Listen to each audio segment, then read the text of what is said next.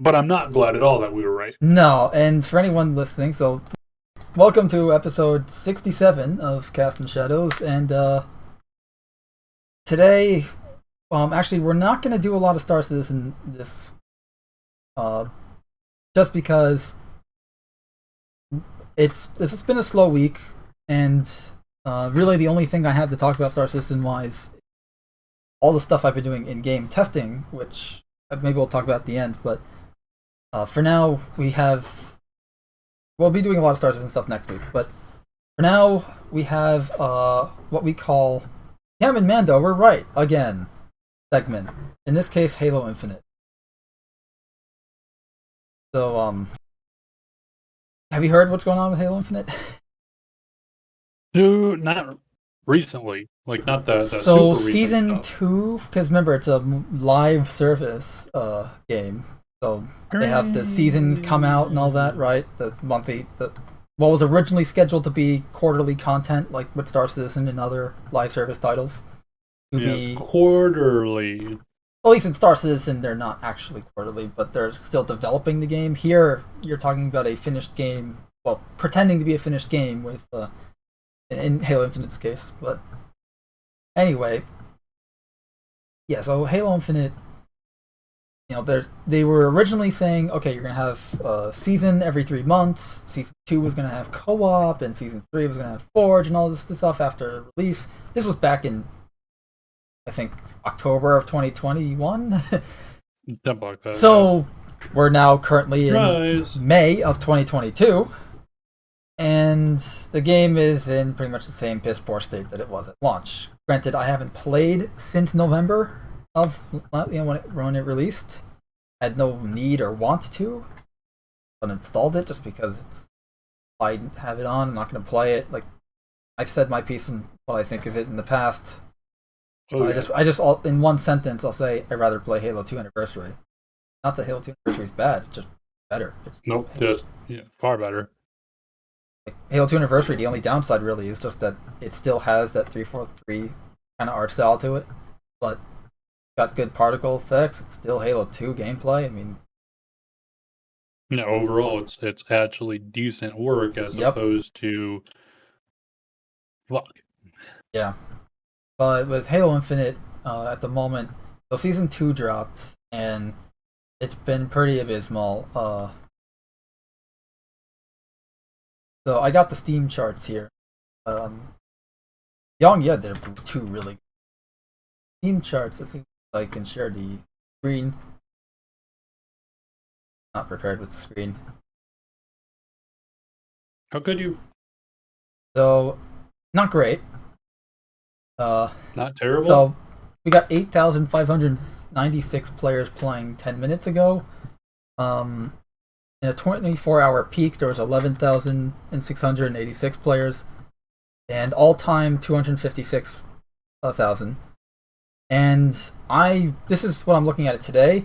I saw the Steam charts last week and 2 weeks ago, and it's pretty much been at 256,000 with the last 3 digits kind of varying every night. But it really hasn't surpassed 256 in the last few ever, actually. And you can see here by month how many players, average players initially have left. Yeah, you had hundreds of thousands originally, and peak players is 256, 619, which is not what it is right now. That was the peak.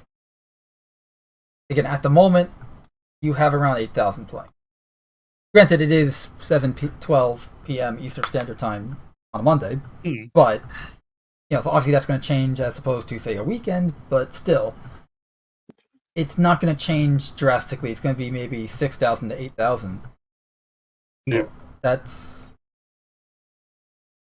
like, you're not passing. It hasn't passed 100,000 players since December. Like, this year, they have not had more than 100,000 players. And most of the recent uptick in player count is for Season 2, only to be disappointed with the stuff. If you look at the Steam powered stuff, this is the Steam chart. Got the Steam here, I'll see the game, and they've got Season 2 Where's the freaking Season 2? I haven't been following any of the Halo. I could see some like the GRD stuff, like Halo Reach looking armor, and obviously weird brute looking armors, or just brute colored. But I don't know. It seems Cam and I were just right.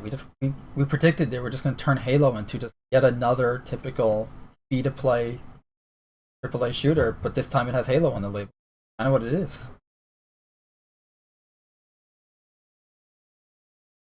And unfortunately, it's like GameSpot made an article back in March that co-op was going to be delayed again, which we also predicted.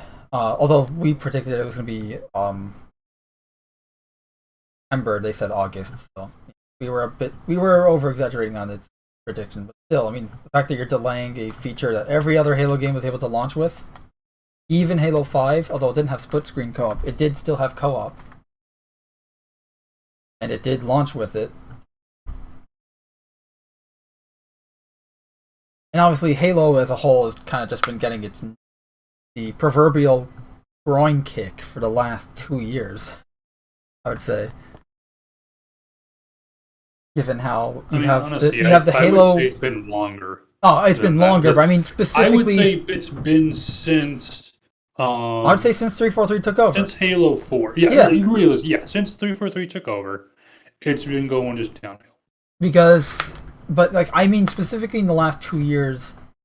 No, I'd say Halo's been going in downward spiral since then, absolutely. But the last 2 years specifically, Halo's really been getting kicked in the groin. Because now you have... Oh, here's the newest game, right? It was either a make or break, and it's break. And then you got the TV show side of things, where... Let me put it into perspective. The A-Team. We all love the A-Team. I mean, it's a very formulaic 80s show that was just before prime time. And no one died, of course, on the show. But you know what? Every episode was essentially the same thing with a slight variation, but the episode itself was just the same. But they still managed to make it entertaining and good and fun to watch and even rewatch. What's 343 and Microsoft's excuse and Paramount Plus's excuse with the Halo show? Fuck you, that's why. Like, I know I'm comparing two very different shows, but I'm not, am I? They're both military action franchises, at least. And again, it just, you have it's sad, like a show like the A-Team, which is a good show, but it's, you'd think that a Halo show would surpass it, light years beyond. So, guess not. Anywho, yeah. So co-op delayed later than season 2. This was obviously 2 months ago, but Halo Infinite's just been getting a lot of bad feedback. A lot of fans frustrated over poor communication, missing roadmap. It's just unfortunately typical, right? I mean,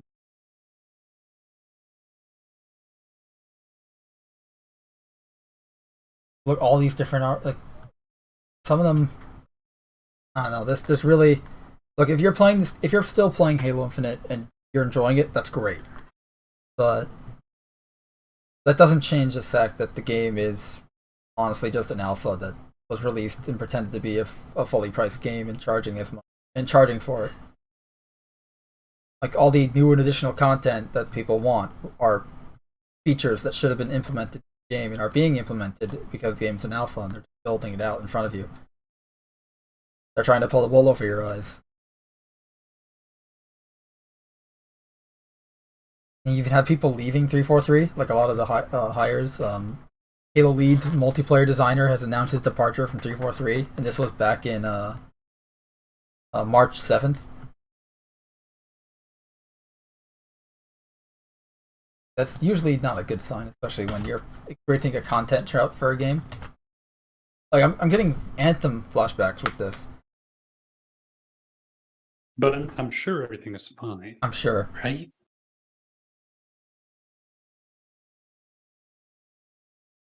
this is supposed to be the next Halo game, the Halo game for the next 10 years or whatever. Next Halo for 10 years. And here they're saying, at this pace, I suppose very little is coming to Infinite until next season. For a live service game, this just is unacceptable. Hell, for a game, I don't care what you want to call it. And that's the thing, like, the content that does come out it's every 6 months, and it's just spoon-feeding a little bit of content. Like, I think now they've added some newer game modes and stuff, but I mean, again, whoop de fucking do. You added game modes that other Halo games had at launch. So yeah, you still don't have Forge, you still don't have co-op, you still don't have all these bigger features and just other game modes that, again, previous games launched with.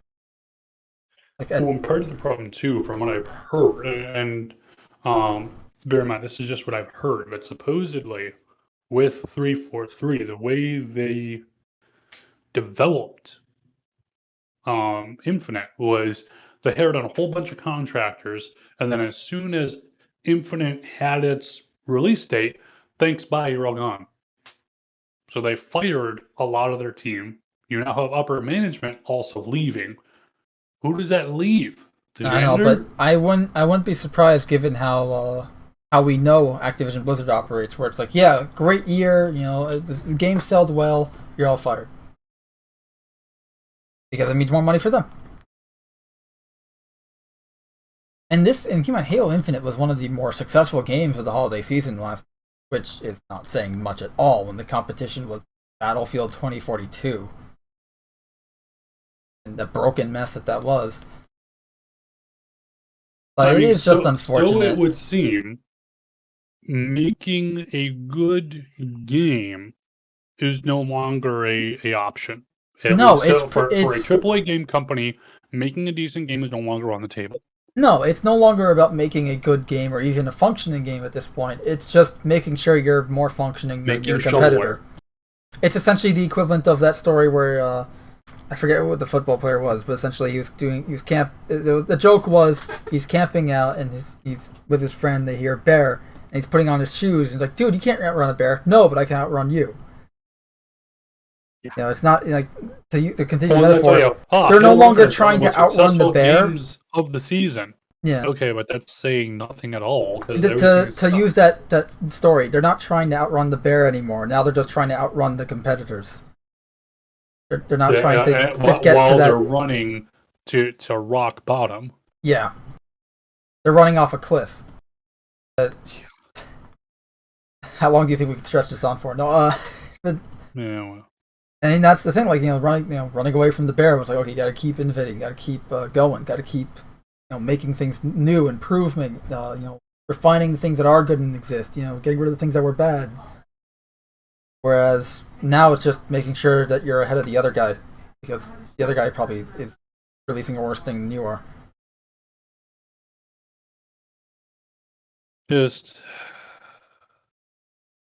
I don't know what it would take to effectively do it, but it would be nice to go and see any reversing of the trend of rock bottom games and back to some measure of quality. Yeah, I mean, it is all we really see is, here's our cinematics. We put together a nice little cinematic here, and that's it. That's the whole game. Some pretty graphics, a movement system, an inventory UI. Okay, here's the game. We're done. And apparently, the game has some real serious desync issues.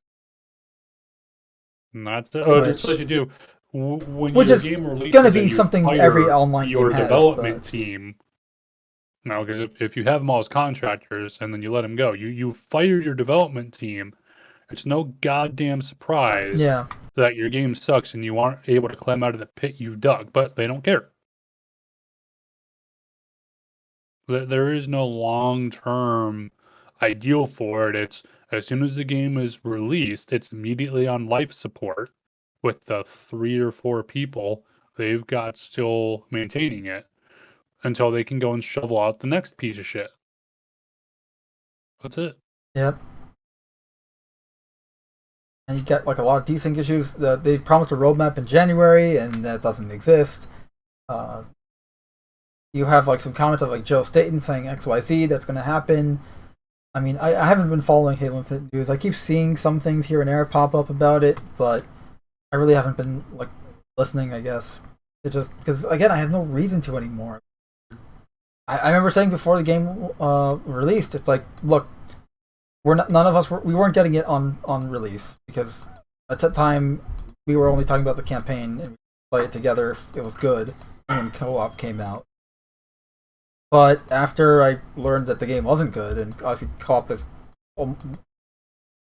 seemingly never going to come out, and I have played the multiplayer already. Like the gameplay is nothing. Like it's fine, it's fun, but it's nothing special. It doesn't make me go, "Oh, I have to continue playing this." There's no feeling of you want to keep playing, especially when the progression system's so borked. They're monetizing it to hell.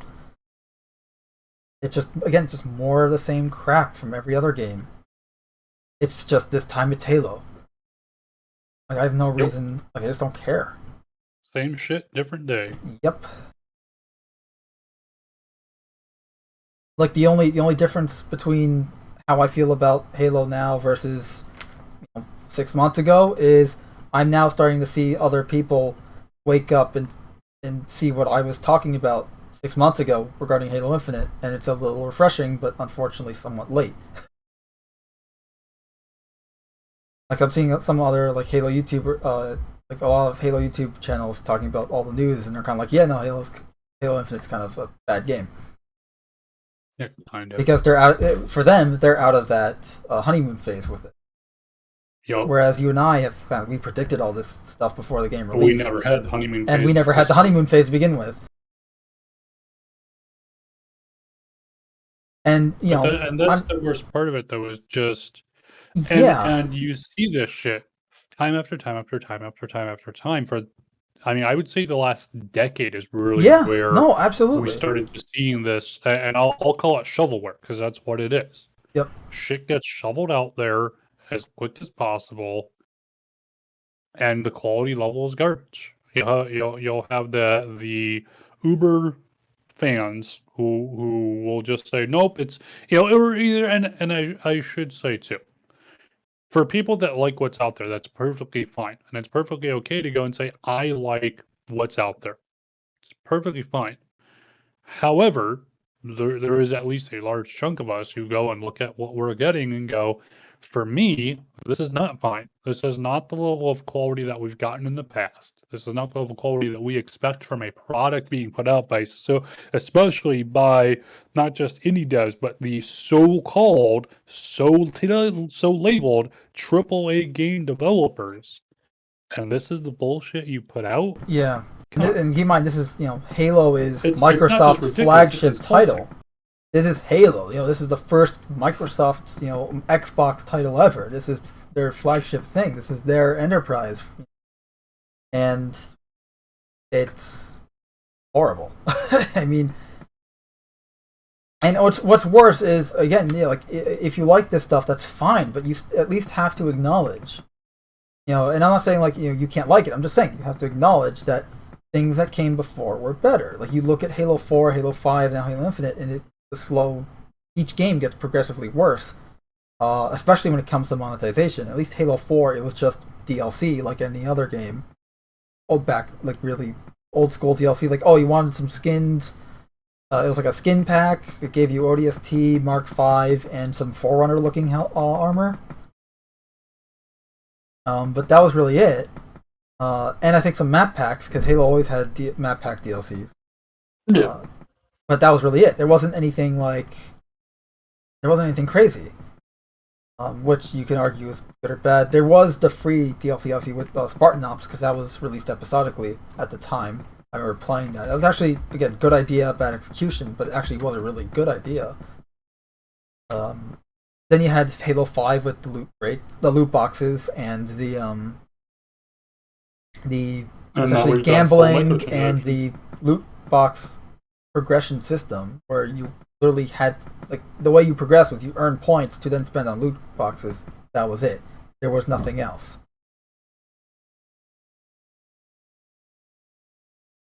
And the campaign was just, it was so bad I've only played it once, and I hit, and that was it. And it was also the first time I played a Halo game for the first time solo. And normally, like, I've played every other Halo game's campaign, even Halo 4, multiple times. Halo 4, granted, it was either, later times where trying to, like, do it on Legendary to get achievements, or back in the day, or, modded MCC, but still, playing it multiple times. Here, never played, and now Halo Infinite, I didn't even get the game. I got the multiplayer to try for free, because it's free, quote unquote, free. But, like, I didn't like it, so to me it was more like a demo. Freaking alpha. And for anyone wondering why we're calling it an alpha, when you're developing a game, the way it works in some game development is the alpha stage of development is when you're building out the game and the gameplay mechanics and the systems of the game. In other words, you are missing major features. Right, because you're building them out. You're implementing them, and then you're testing them. Once they're all together and implemented in the same system, in the functioning state of a game, that's when it's a beta. You're now testing it and you're bugs, refining testing your it, and all systems in that. place. You're building out the actual content, etc. So, and Halo as Infinite we're seeing, right now, we're continually getting games that are missing major features, i.e., in alpha. Right. Like, you look at freaking Battlefield 5, was it?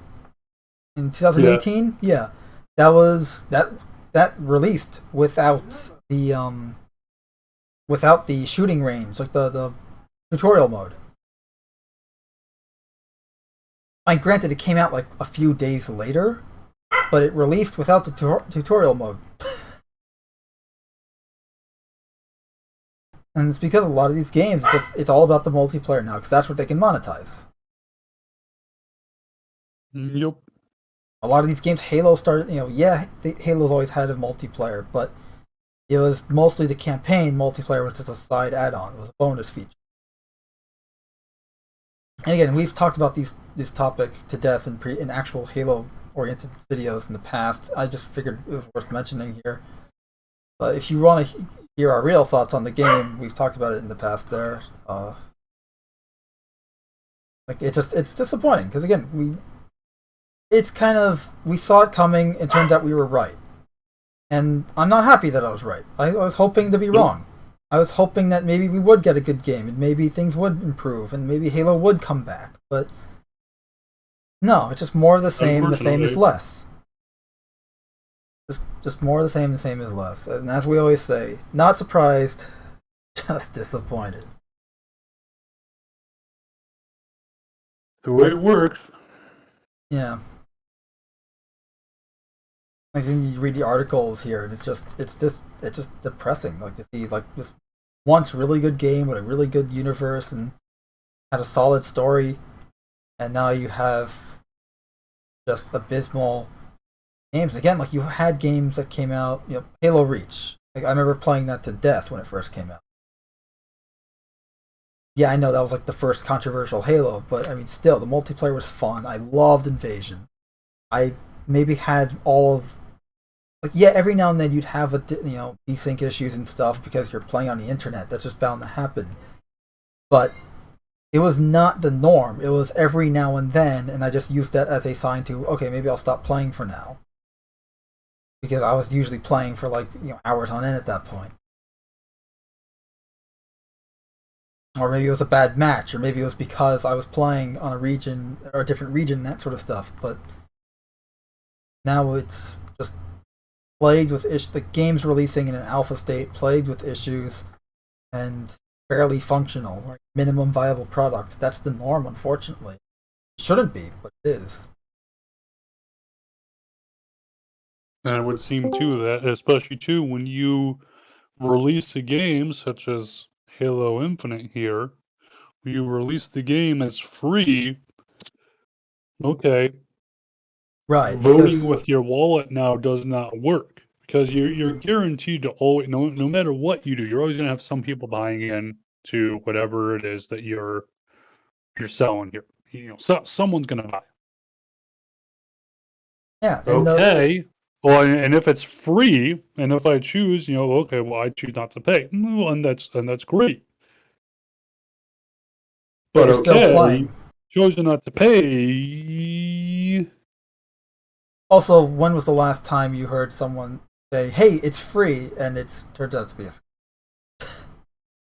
Well, I mean, honestly, when was the last time that a viable, especially in terms of a game, when was the last time a game was put out, it was free, and it was good? Like think back, honestly, the last game I can really think of that was free, and I remember like legitimately not just like this is tolerable, but actually going, hey, this is a good product. I am enjoying myself. I like what's happening here. The last time that happened was probably back in like 2015 when I was playing an MMO called Fallen Earth. I'd say maybe PlanetSide 2 I've heard is pretty good. I mean, I haven't played it in years, but there's PlanetSide 2. There's also Warframe. But yeah, I mean it's a rare. That's the exception to the rule itself is that most of the free games are not actually free. They're free to they're free to have the game. It's but when you want to play the game to download and access our cache store, and everything else about it is designed to push you to that cache store.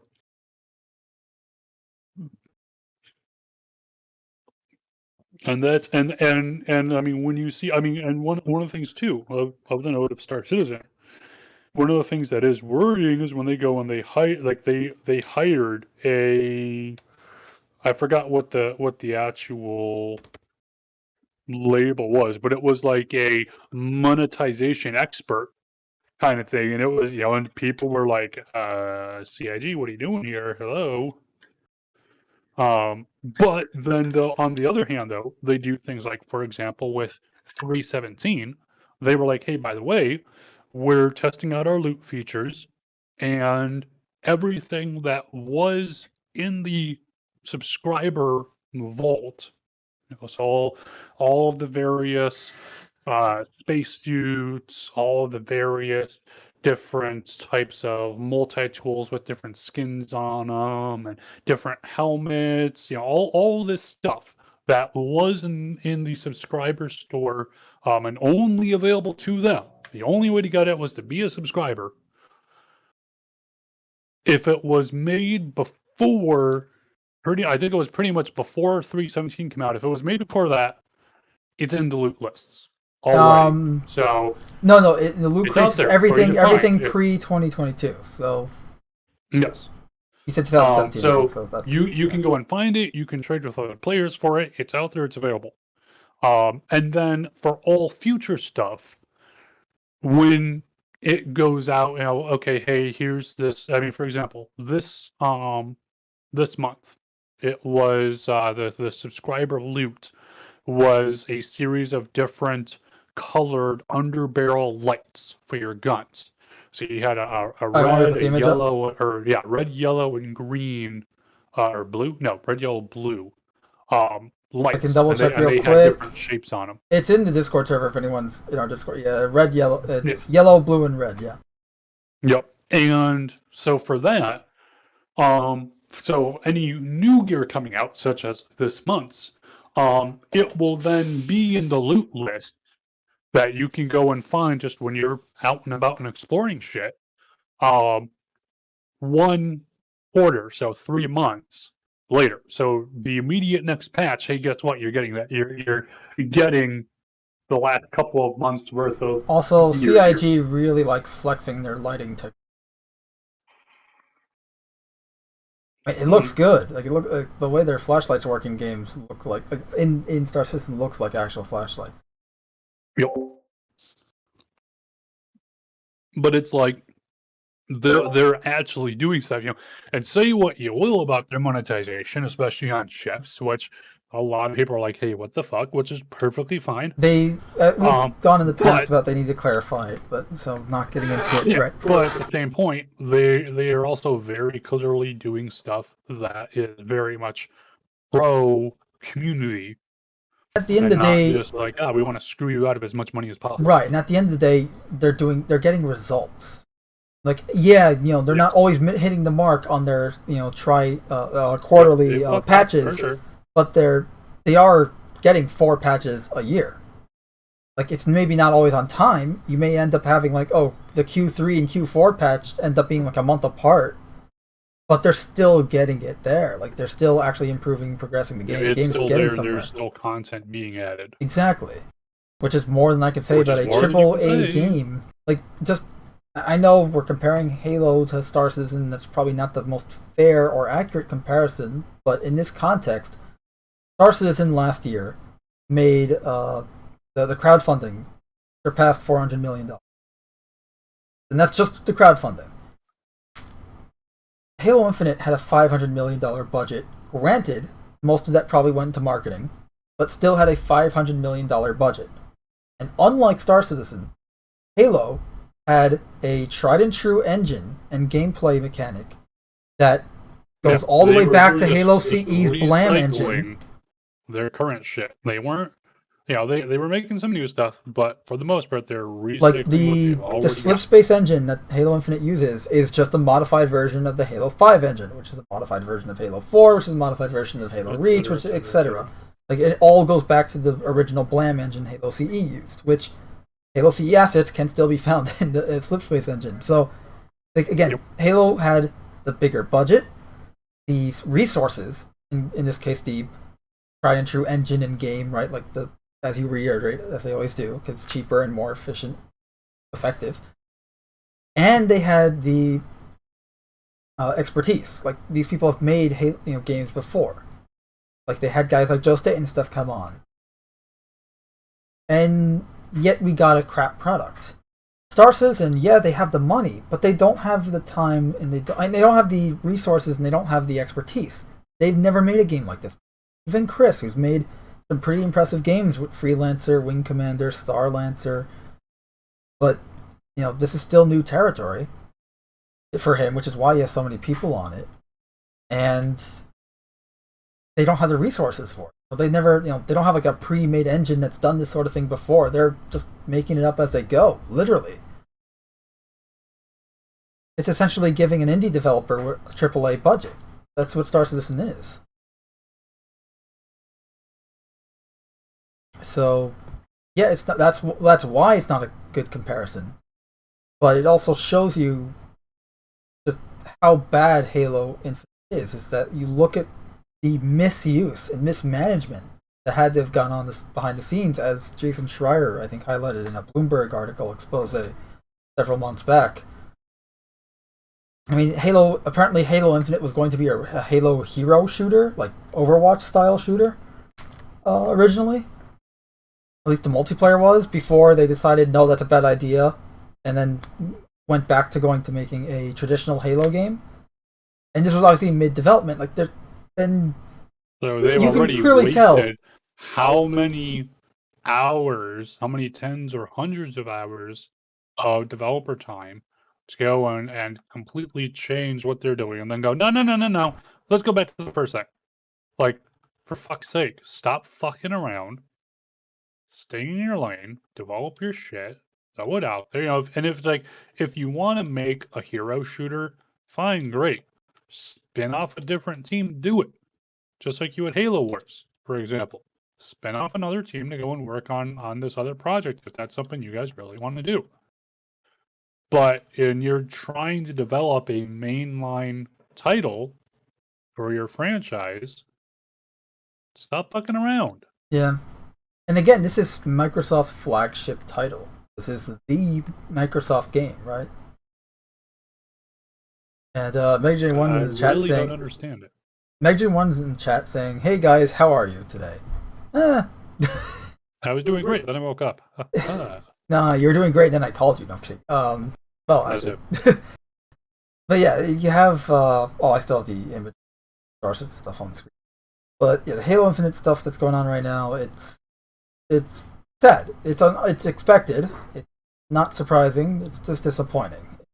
Unfortunate too, because again, you had the basis for a really good game. I mean, you look at games like Halo Reach. Like, imagine a game like Halo Reach, but with the ability to do more, a bigger forge, a more robust forge, 4-player co-op, or maybe online you can do 8-player co-op or something like that. And you can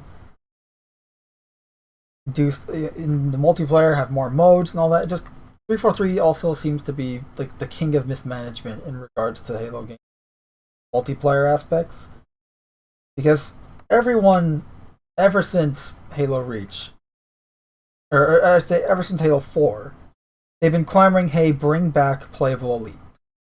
Like, that is something that I've seen almost everywhere. Bring back playable elites, because in Halo 2, 3, and Reach, you can play as an elite in multiplayer and in campaign. Yep. Well, not in Halo Reach, but you can play as an elite.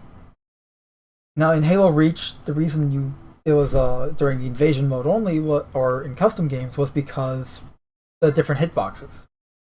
Because in Halo 2 and 3, elites and Spartans were the same height and had similar hitboxes, whereas Halo Reach, the Spartans were a lot smaller because you were playing Spartan 3s, so they had it be a specific game mode, which was geniusly designed. Like, hey, we don't want to get rid of playable elites, but it doesn't work for an equal setting with the hitboxes. Hey, let's make a game mode around that one flaw.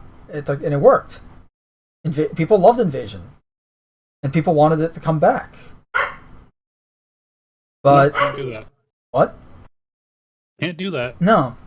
And it's like, oh no! Remember their bullshit excuse during one of those Ask 343 question things they did? No, it's a Spartan story. That's why we can't have playable elites. No, it's like bull fucking shit. Like, and Halo 3 wasn't a story about the Master Chief, yet you had Arbiter and the player 3 and 4 in the campaign were also elites. I mean, Master Chief had a squad of lizard people in that game. Like, what do you... But it just... It sucks. You got... Oh, and it shows, too, that... The declination. Once again, they're just fucking around with it. While they're talking over us, no, this is quality shit, and really it's, some fucking intern's idea throwing this shit out there. But it's like, that's the problem, is you have a game like Halo, where you had, honestly, Halo 4 was probably the last, I mean, personally, I think it's the last good Halo game that came, but it's the last,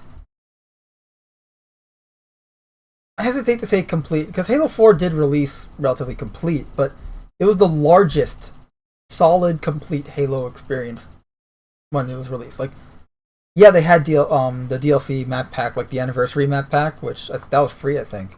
Like the one that added the Installation 04 firefight map. But it was a solid experience. It had Forge, co-op, online multiplayer, all this stuff. Everything was in at launch. It was the biggest Halo game still on release. And nothing surpassed it in regards to like a quality of the game. Why is that? That sucks. Part of it is just, as we're seeing, there is no more game quality. No.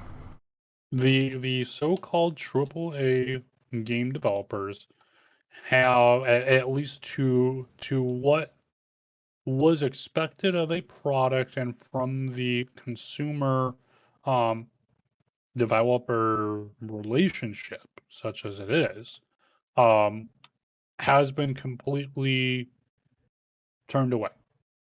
As an entity, it no longer exists. Yeah, and the Megji one saying, I know the feeling. I've gotten in touch with Yahoo apparently. I've gotten in touch with Yahoo apparently, and I'll have to risk some money calling an 800 number to try and get my email back. Here's hoping. Cam, you may want to give advice before he does something else. He had his email hacked last stream. He was mentioning that he got his email hacked, and it locked him out of his Discord. The only thing would be to go through Yahoo. What? The only thing really to do there would be to go through Yahoo. The question, of course, is going to be how helpful or not are they going to be? No, all I know is that when I once had the email provider I was using for my Discord account once, the email itself became defunct, but I used my current email to ask them about what's going on. My email provider kind of went under. Can I switch my account and all that? And they were very helpful about it, thankfully. Hopefully Yahoo is as helpful. You would have to go through Yahoo and their support to figure out what's going on and what you can do there. Measure One also says, given my interest in Dragon Ball, I'm thinking of getting the whole Z series and a 4-star ball. I will tell Poger you said that. When we were doing the 2017 live stream, he was talking with Poger about your brother about the Dragon Ball series.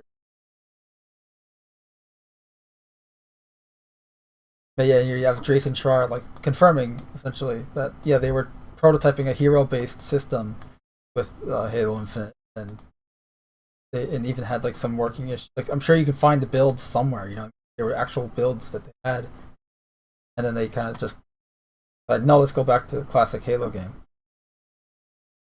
I love this quote here. That's actually really disappointing. I don't even hate hero-based games, but to spend a lot of development working on that and then have to rush a classic Halo game that they delivered and then blame the fans for becoming impatient. Come on.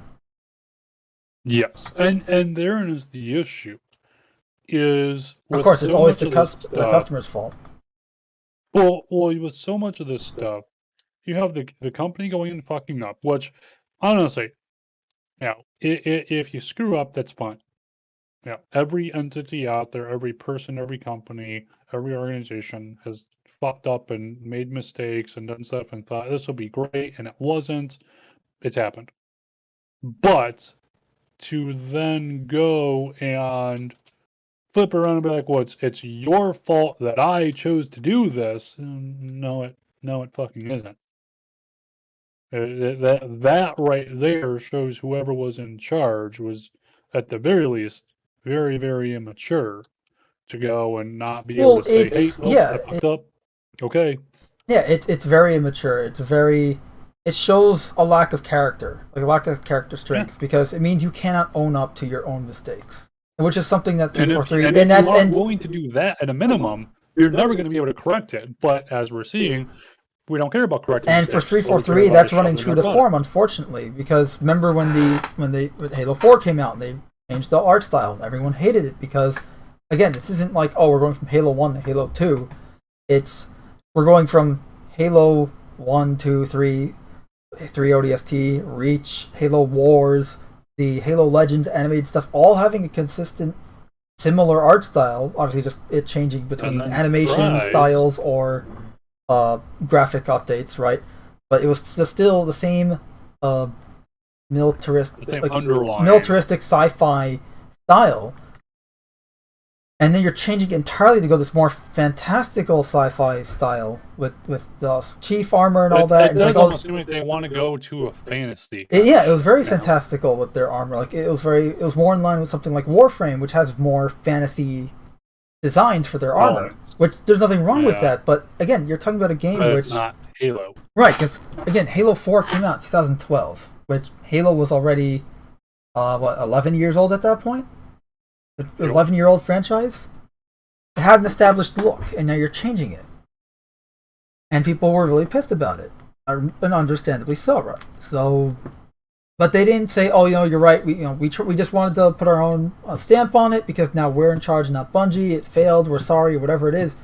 They tried to canonize the change in lore, which ever since 343 took over, the lore has already been a mess. I'll say this for anyone. If you try to go and be like, hey, we changed this thing and we're going to go and try to pretend that what we've changed was there all along because we're so fucking awesome like that, it's fucking cringe. Let me put it, we've talked about this in the past multiple times regarding multiple different mediums of entertainment, with comic books and movies or whatever, but you always respect the artist. Like, if you're working on a project you did not create, you're working on Halo, right? Or I'm doing writing and drawing for a Spider-Man comic. I have to respect the creators of that IP.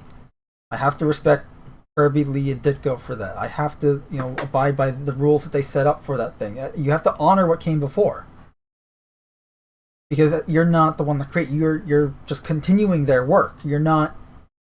It's almost, to use a more real, I guess a more conventional sense. Like you look at science, right? You look at the innovations, right? You're using Einstein's theory of relativity. You have to stay true to the Einstein. You don't change the theory of relativity because, I wanted to add a number here and do this and make it look cooler or something. Like, no, that's not how it works. You have to follow the theory of relativity if you're going to do research in it. We're getting it's so much of this stuff. We're getting that. Say someone wrote a fucking pornographic fanfic about Halo or whatever the franchise. Oh, you've been watching the TV show? Okay. I mean, that's with the TV show, it literally is playing out like someone wrote a pornographic. You're gonna make me get the picture out, aren't you? Of Halo and how their self-insert character would go and be part of the Covenant and do all this wonderful stuff because the character is so wonderful that everyone can't help but fall in love with that kind of shit. I'm totally, by the way, I'm totally convinced that the Covenant are the heroes of the TV show. It certainly seems like that's what they're going. But I mean, literally everything they're doing makes no logical sense compared to what has come before and what's already established. No, and that's the problem. It's just, what the fuck are you doing? And that's the problem that Data and I were both having because he saw episode 1 because it's free on YouTube, and I saw episode 3 because someone was pirating it and streamed it in a Discord chat I was in when I was helping someone with Star Citizen, and it's pretty much this. I have the same. We both said the same things about very different episodes. Like mine had no action in it whatsoever, unless you call butt shots action. But I mean, you literally have. Hey, here's this military sci-fi shooter turned into a TV show, and we're gonna have an episode with literally zero action, not just little action, no action. They turned it in. They turned an action franchise into a drama.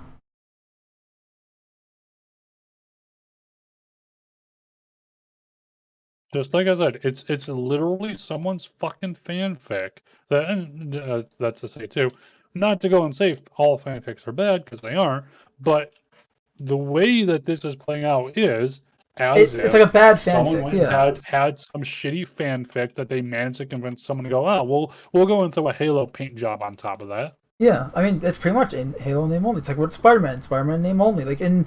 Yes, they'll use some name references and lore drops here and there, like, oh, look, it's the Siege of Madrigal, or look, the Needler, or look, a Marine getting super combined by a Needler, or using the shield, the shield recharge sound effect. But it's just a paint job.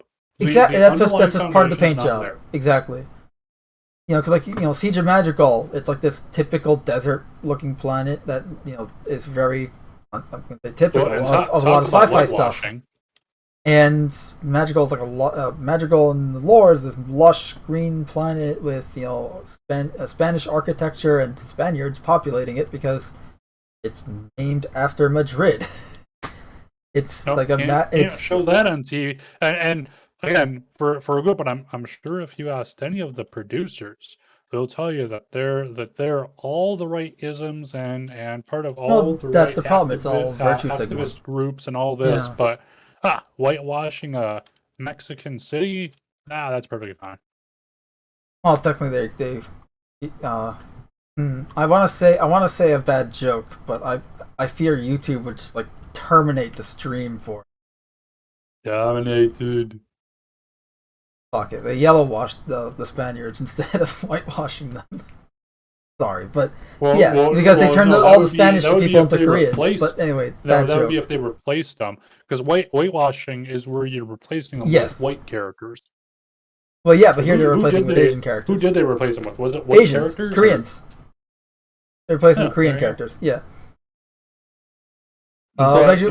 It shows time and time again that they do not respect the source material. They don't give a fuck about anything of it. It's literally just and it's not them. It's everyone. Threw on top. I mean, like you look at recent because I forgot about this character entirely. But you know, the MCU, they had the Doctor Strange movie came out recently, which, by the way, had I not seen a commercial for it, literally Saturday night, I would not have known this movie came out. I wasn't following it. I don't care. And I was like, oh, the movie came out. Interesting. I've already seen spoilers online just because, like, the second you go onto YouTube, like, the second you type in youtube.com, just all the spoilers, thumbnails are right there. Did you know this character dies? It's not even this character dies. It's like, did you know that apparently, you know, spoilers, by the way, Jim from The Office is playing Mr. Fantastic and he's in the film? Because that's a thing. Surprise. And yeah, but in it, they have Baron Mordo, or just Mordo, which in the comics is a white guy from Europe. You know, he's a Baron. That's the title, Baron Mordo. He's the villain of Doctor Strange. He's part of the origin of Doctor Strange. Doctor Strange saw him colluding against the Ancient One and tried to tell him, and that's why the Ancient One decided to take him in, because he had potential to be a hero, despite his selfish nature. And in the comics, he's white. In the movies, they turned him black. And there's also cases of whitewashing in Halo, especially Halo Wars 2. They turned Professor Anders, who was an Asian character, into a white character to make it more, because they wanted to make the character look more like the voice actress, which is fine. But again, it's a pre-established look. You already had a look for the character. And there's no real good reason to change that. And that's the thing, too, is it's like, if there's actual reason to go and change a character for whatever reason, sure, okay. I mean, for example, in the Witcher TV show, now bear in mind, I've only seen the first season of it, but they went and turned Triss Merigold, from a white redhead, which, and again, what the fuck is it with Hollywood? What is it with the redheads? Yeah, they don't like redheads, man. But they turned her from a white redhead to a black woman. Now, I think the actress who did the role of Triss Merigold, who I don't know her name, I think she did a decent job of the role, and so I was kind of like, okay, she did a decent job. I'm not gonna go and stress over that. But how many times do we see this happening time and time again? And especially with redhead job, we got a lackluster one, and it's like, what the fuck? Like, seriously, what is it with Hollywood and just all, like, entertainment industry in general, just taking redheaded characters, whether it be comic book or even like musical stuff, like Annie was race swapped. I mean, do they truly believe that redheads don't have souls, so they have to be replaced with people that do have souls, or like, what's going on there? I would argue that because of how systemic it has become, to where redheaded characters just get washed out with anyone else. Yep. I would have to assume, because this isn't once or twice. It's literally, as the word always likes to get thrown around, systemic. Yeah. That there has to be someone, or some group of people that are actively going and saying, "Hey, I fucking hate redheads," for whatever reason. Maybe it's like maybe whoever's doing all these castings, just like, redhead broke his heart or something. He just hates redheads now. I don't fucking. I don't know, but very clearly, because again, if it was once, twice, a dozen times, okay, right, like a dozen out of like 20 plus years, yeah. But here it's every time. I mean, it like the most recent comic book wise, the most recent examples would be the Gordons. Jim Gordon and Barbara Gordon with the new, because they have that Batgirl movie that's coming out, which I think is in like development hell or whatever. But they're making it. I know there was a TV show that pretty much just got run into the ground. Oh yeah, the Batwoman show was running. Well, even Batwoman herself is a redhead, and they race swapped her too. But and that show, honestly, I mean, and that show should never have been made. It was bad. One thing to note too, according to reviews, like I said, I have no real problem with characters being changed to other ethnicity, genders, whatever the heck. I am of the opinion that you can write whatever scene or event or sequence you want with whatever people you want, as long as you write it well. And the problem is that we're not seeing that. We're not seeing it being done well. And to note too, one of the reasons why Mando and I are stressing the race swapping here is because it has been, in previous times, if you were to look back in the 70s and 80s, you would oftentimes have whitewashing of characters here. And there was very rightly so an outcry against it that, hey, wait a minute, you're literally destroying these characters and making a parody of them with whatever attributes you wanted, or making a caricature of these characters instead of truly representing them. And we were like, hey, no, you're right. Except now we're seeing the exact same thing. And now it's the same thing, but instead so it's, it would it's, seem yeah. if you target the correct, or should I say the incorrect groups, it's perfectly fine to do so. And it's like, well, wait a minute, no, that's one bigotry does not cancel out another bigotry. And if you're saying that it is bigotry to do so, which everyone's kind of like, well, yeah, okay, yeah, that makes sense, then by your own standards here, you're being a bigot. And the problem against other people who, again, bearing in mind too, the entire problem of being a bigot is that this is a person who you might not have ever interacted with on an individual level. You don't know them, you don't know who they are.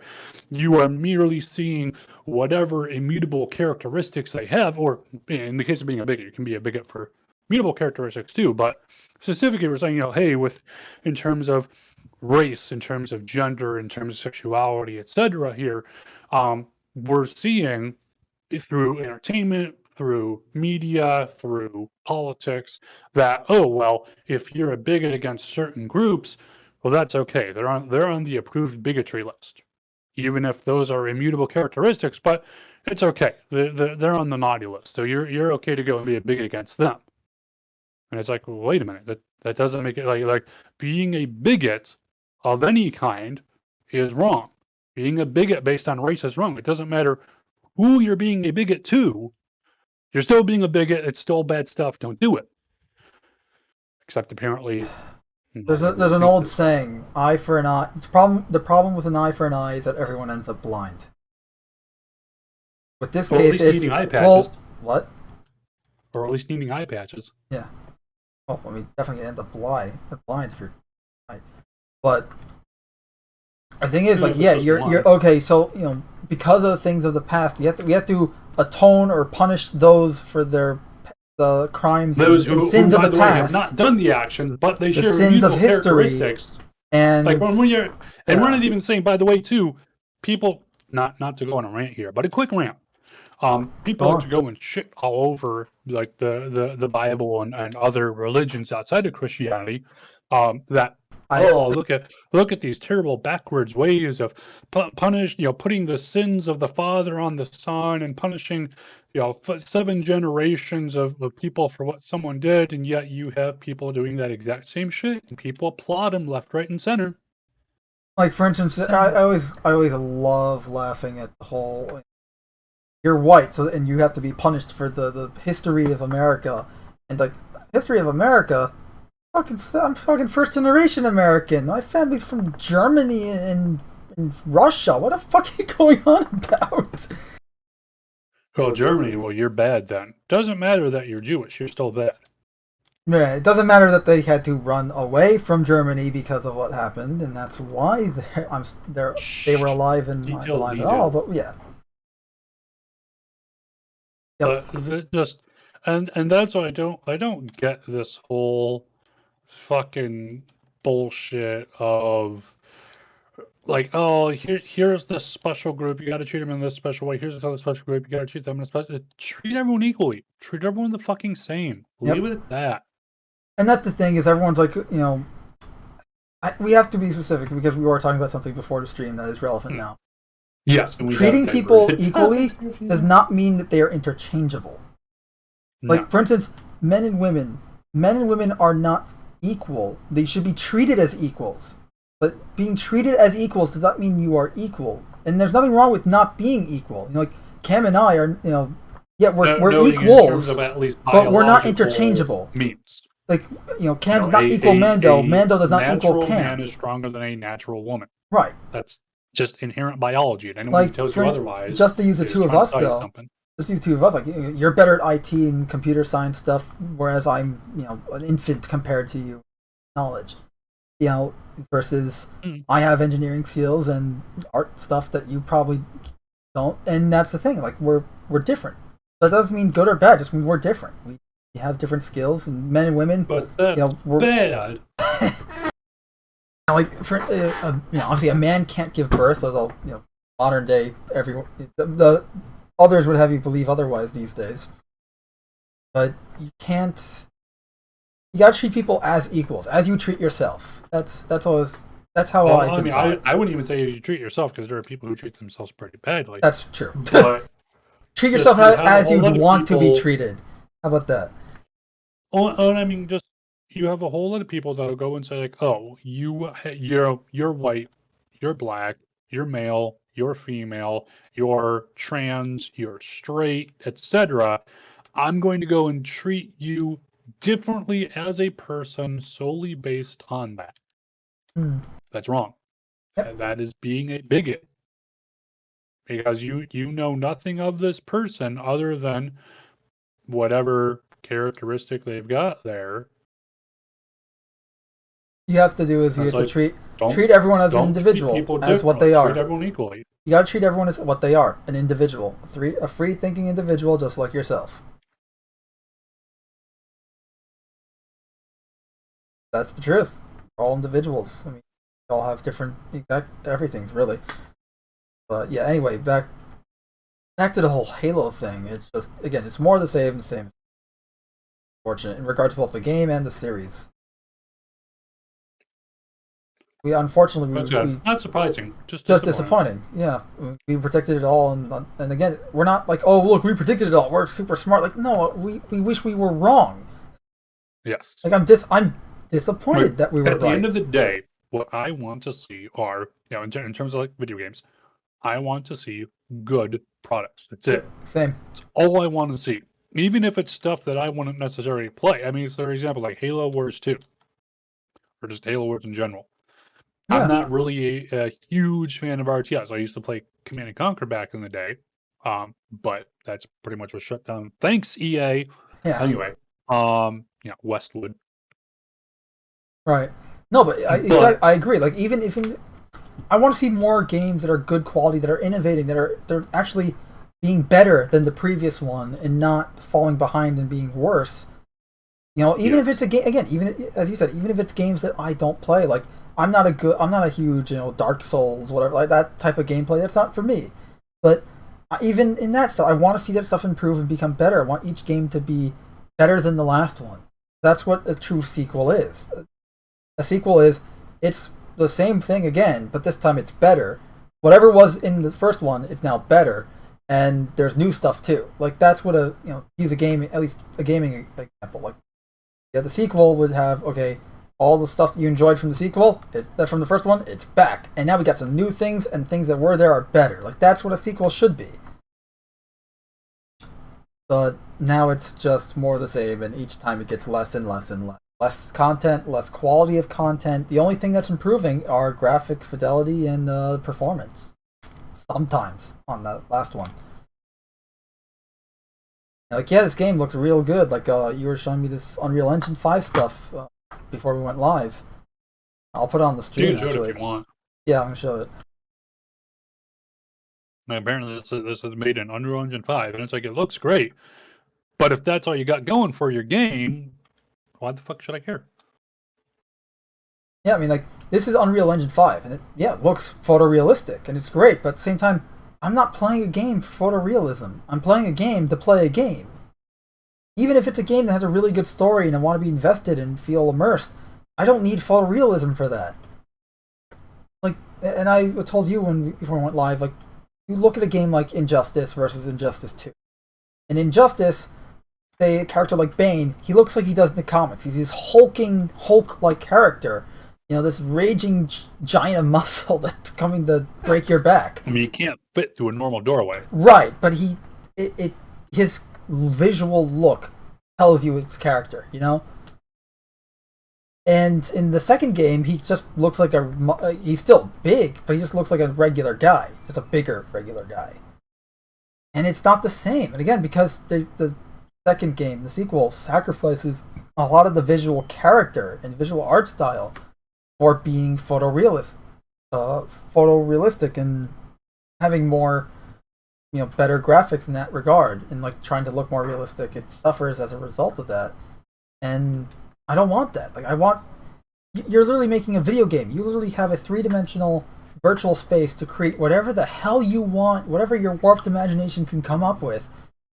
And you want to recreate reality? Yeah, come on. Reality's limiting. Go crazy. Do whatever you want. That's why I like games like Star Citizen and stuff. They're trying to be realistic because it's a simulator style game, but even so, you have ships and you have stuff like the alien ships, like the freaking Geon ships, where the hovering steps and all that transforming that they do. Hell, Transformers themselves, you have all these cool elements that you could do in a video game that obviously would be limited in real life because obviously they're completely unfeasible or just extremely difficult. But in a video game, you can do whatever you want because, all you need to know is how to make a 3D model and animate it and then rig it and all that sort of stuff. But visually, it's just 3D modeling. Oversimplification that, I know it's very difficult, but my point is just that you have a 3D space, a virtual 3D space that you can make essentially whatever you want. And they chose to make shit. And I know there's that Unreal 5 Superman mod, which again looks awesome, but I wonder what happens when you actually try to put gameplay into that. Because at the moment it's just a flying simulator, with Superman. And I know a lot of people oh, this is proof of concept that a Superman game can work, which I'd agree, but I'm not at the same time. Would it work? I don't know enough about the Unreal 5 engine. If they start adding all these gameplay elements, like the laser, heat vision, ice breath, X-ray vision, being able to hear from across the country or across the world, being able to see through everything, all that sort of stuff, supervision, all that, super speed and vulnerability, super strength, all these gameplay elements, and then adding the abilities that, the interactions, right?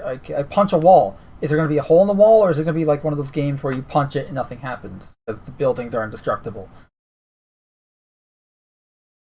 There's all this different stuff that you have to code into the game to make it feasible, and I question if Unreal Engine will actually be able to handle everything going on at once at such a large scale.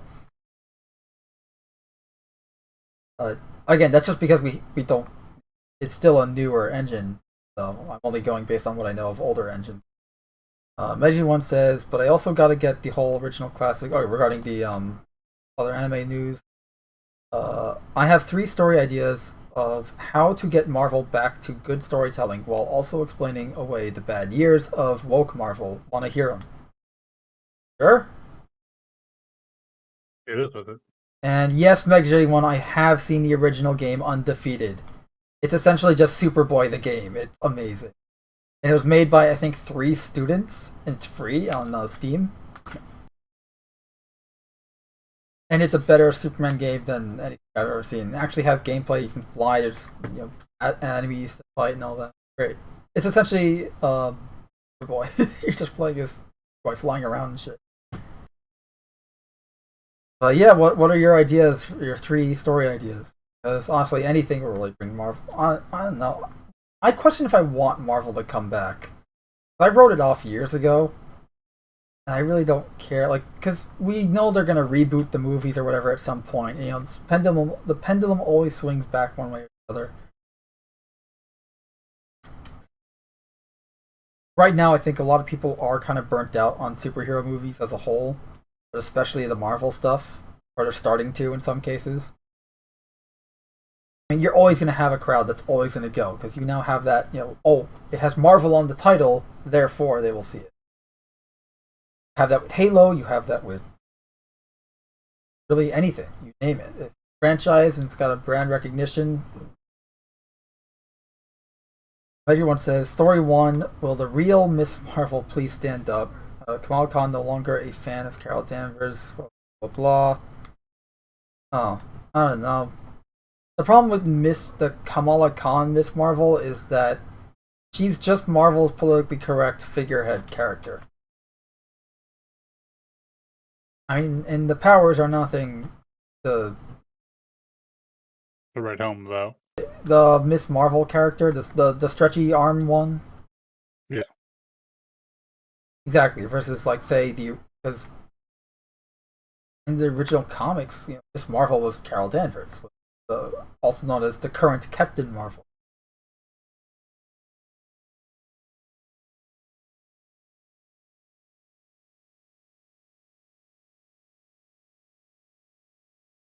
Oh, okay. So you're saying that the Captain Marvel would be a doppelganger? That'd be interesting if, like, oh, it turns out it's a Skrull, but yeah, the way they did Skrulls in the MCU were kind of fucked either. Also, I mean, the Skrulls are supposed to be these really irredeemable bad guys.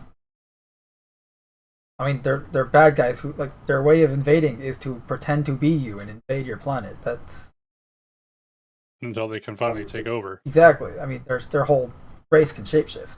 Thing. I mean, it's pretty much the Fallout 4 synths being replaced.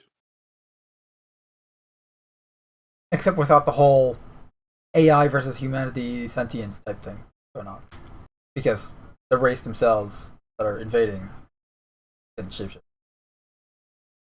Oh, there are some good Skrull characters like whatchamface. I'm blanking on her name, but Johnny Storm's wife was. How could she? They have a child. Oh. Apparently, Skrulls lay eggs. But just the whole thing, as we said, the quality's diving. I call it behavioral modification. They want to give you crap, more crap. We all know it's crap. They know it's crap. But then finally they give you something mediocre, or what was once considered mediocre, but in comparison to the crap, it's the best thing ever now.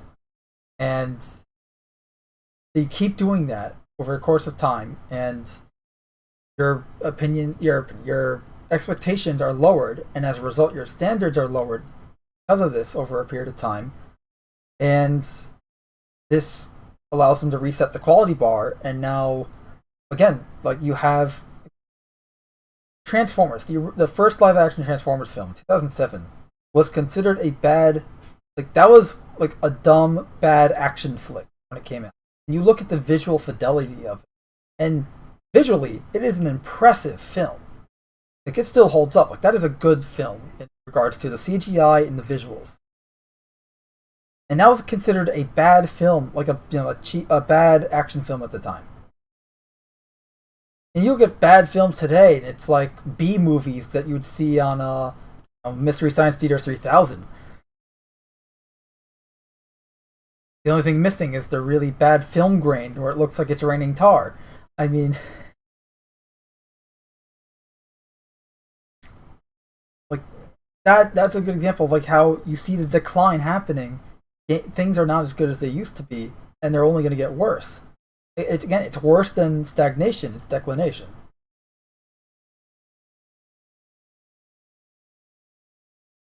And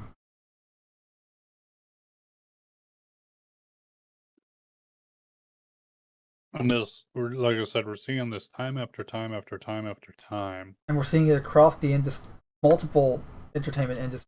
It'd be movies, TV shows, comics, especially, video games, so on. Everything. Yeah. Like comic books, personally, I think Marvel died in 1996 after the bankruptcy. And it was Weekend at Bernie's immediately after.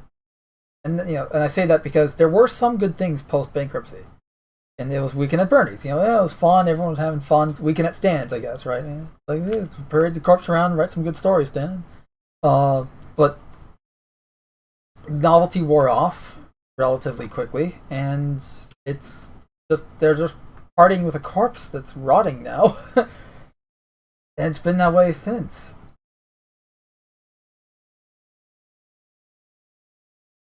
that's just the comic books. The movies are a different matter. Like, you take a movie like, hey, let's compare the most recent Spider-Man movie to Spider-Man 2. Doc Ock specifically. Look at Doc Ock. The visuals for his arms were completely CGI in the new one. And it shows.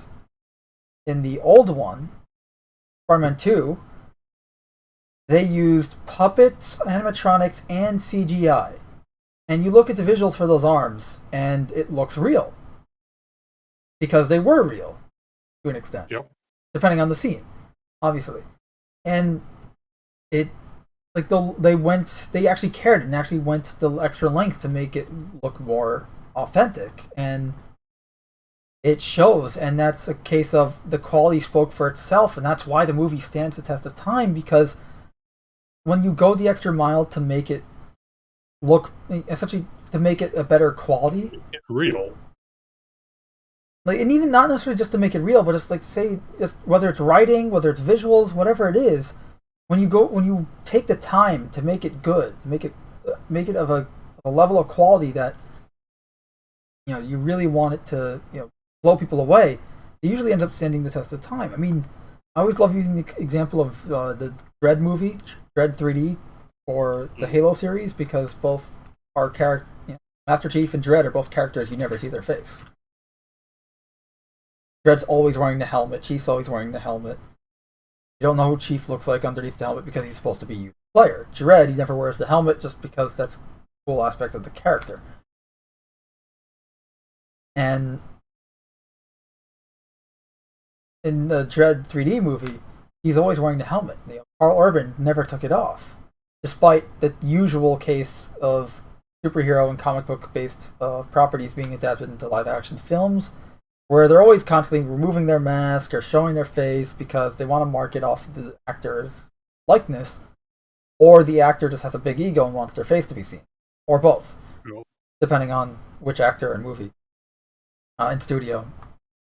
Though more often than not, it's usually the studio wanting to market off the actor's face. Because, hey, look, we got this actor for the role, we want to market off of it.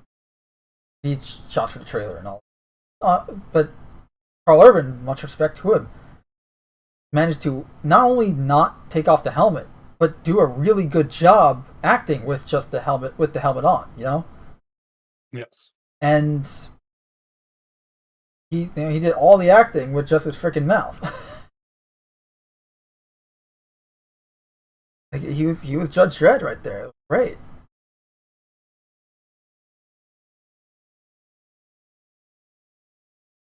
Nowadays, and that was a good. And I like that movie because essentially it was like just a day in the life of a judge. There was nothing special, no world-ending plot or anything like that. There was no superficial stakes. Always has to be about the world ending.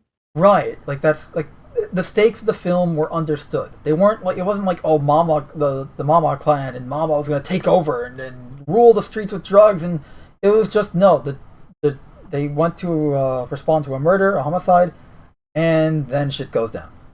I mean, it's essentially like a Die Hard, but Judge Dredd. It was literally, the whole film is just, here's a day in the life of a judge. And it was really well made because the whole point is, this new rookie, right, Anderson, like, this is kind of her experience, right? This is the day in the life of a judge. Are you ready for this? Because it was her first day on the job, essentially. So. Surprise! Yeah, right. Almost getting killed, getting many times. Many times, getting captured. You're essentially Dredd getting shot. A couple times. Having to fight corrupt judges. I mean, it was a great film. It was simple, and its simplicity worked beautifully for it. And now with like all and Halo's, granted, in comparison with Halo, at least, Halo's always been about, giant galaxy-ending threats with the Flood, the Halo rings. But it was never a drama, and I think that's the difference. Is now you're changing the tone. You're not changing the tune, you're changing the tone, if that makes sense. Or you're it's the same lyrics but different. I don't know. The point is, because Halo is, it's different. It's different. And it's not different in a good way. It's different because you wanted to make a drama, and this is all that would put up with you and your shit. Yep. As opposed to, hey, and nowadays it's all about, you have some fucking idiot who goes and says, why I want to make this, except I want to change everything that makes it this to make it that. Right. And it's like, well, then it's not. And I know some people anymore. And I know some people that are like, oh, the Halo show is amazing now because in episode I think 5 and 6 they showed some action for the first time since episode 1. Yeah. And it's like, no, and they're like, yeah, it's great now because it's actual Halo, but thankfully some aren't getting fooled, thankfully, as I've been seeing. Because like, yeah, they showed some action and it's great because you've been starved of the action in the first place. Of an action series. And even the action itself, like I've seen some of the clips on YouTube, the action's horrible. Like the CGI is crap, and the action itself is just really weird. It's like, it's cheap. It's almost like a fan film Avengers level instead of... No, that's exactly what it is. It is literally someone's fan fiction. Yeah, no, you're right. That's what we're seeing with most of these TV shows and other stuff coming out. Is it's someone's fan fiction that they got the studio to go and say, yeah, sure, whatever, we don't give a fuck. That's literally all it is. And the thing of it is too, like I said, I got nothing against fan fiction as long as it's done decently. But when it's some shit that it seems like a 12-year-old put it together going, well, I like this, except I'm going to change everything that makes it this because, well, I'm a fucking genius in my opinion. No. Yep. That's an accurate way to put it. I agree. Mess. And again, this isn't just Halo, it's everything now. That's kind of the problem. It's like we have, which is a great segue to Ubisoft. Because they weren't sponsored, no. No. Ubisoft, who's one of the biggest gaming examples of the state of my behavior modification theory, of declination. Where you constantly get more and more of the same, and the same being less and less. It's another open world game, but this one is worse than the last one, and continuing that way. Like you look at Assassin's Creed, right? The Assassin's Creed Origins, they removed a lot of elements that made Assassin's Creed, and then they'll add them back in some of the sequels as new additional content, but you're just removing features and putting them back in, which is, again, worse than stagnation. And the stagnation, because at least when things are stagnating, it's just the same constantly. It's a steady flat line. Here, it's flat lines that dip every now and then, which means there are periods where things are really bad, but then go back to stagnating. Honestly, that's at least worse. At least with the stagnating, you're seeing the same thing. At least it's just the same. Nothing's changing. Here, things are just getting worse. And obviously, with they got rid of Breakpoint. I think you can still play it online, but the store and stuff is gone, or particularly the NFT stuff is gone. But don't worry, they're going to be working on it for other games, of course. And I'm not just making that up. They said they're working on it for other games. But no, the Ubisoft news is actually they're getting they're looking. People are looking into buying Ubisoft. Ubisoft might be acquired. By who? That is a good question. But it is very interesting to see Ubisoft getting acquisitions on Ubisoft. Trying to find the. I'm not surprised. No, but it's just matter. Tis the season to be acquiring. Them.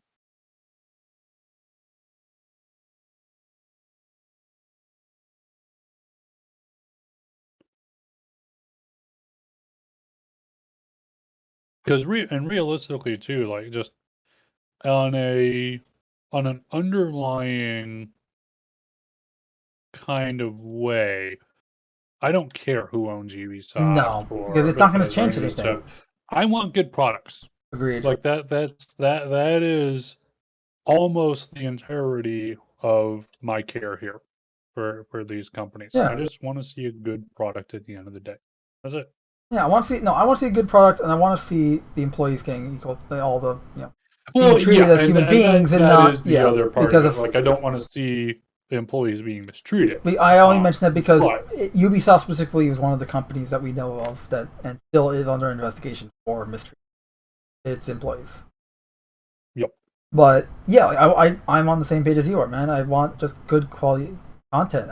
I would because look, we're customers. We want good stuff. Otherwise, we're not going to buy. And it's not like we aren't looking for good stuff. If you can provide the good stuff, then we'll buy it. But since you're not, it's especially the way they go about too. Like if anything goes bad nowadays, they blame the audience. It's always the blame game. It can't be. Well, wasn't there that the Simpsons meme? It's not me that's wrong, is it? No, it must be the children that are wrong. No, it was the original was am I really that out of touch? No, I'm out of time. Was it? I think so. I think it was Skinner, the principal. Oh yeah.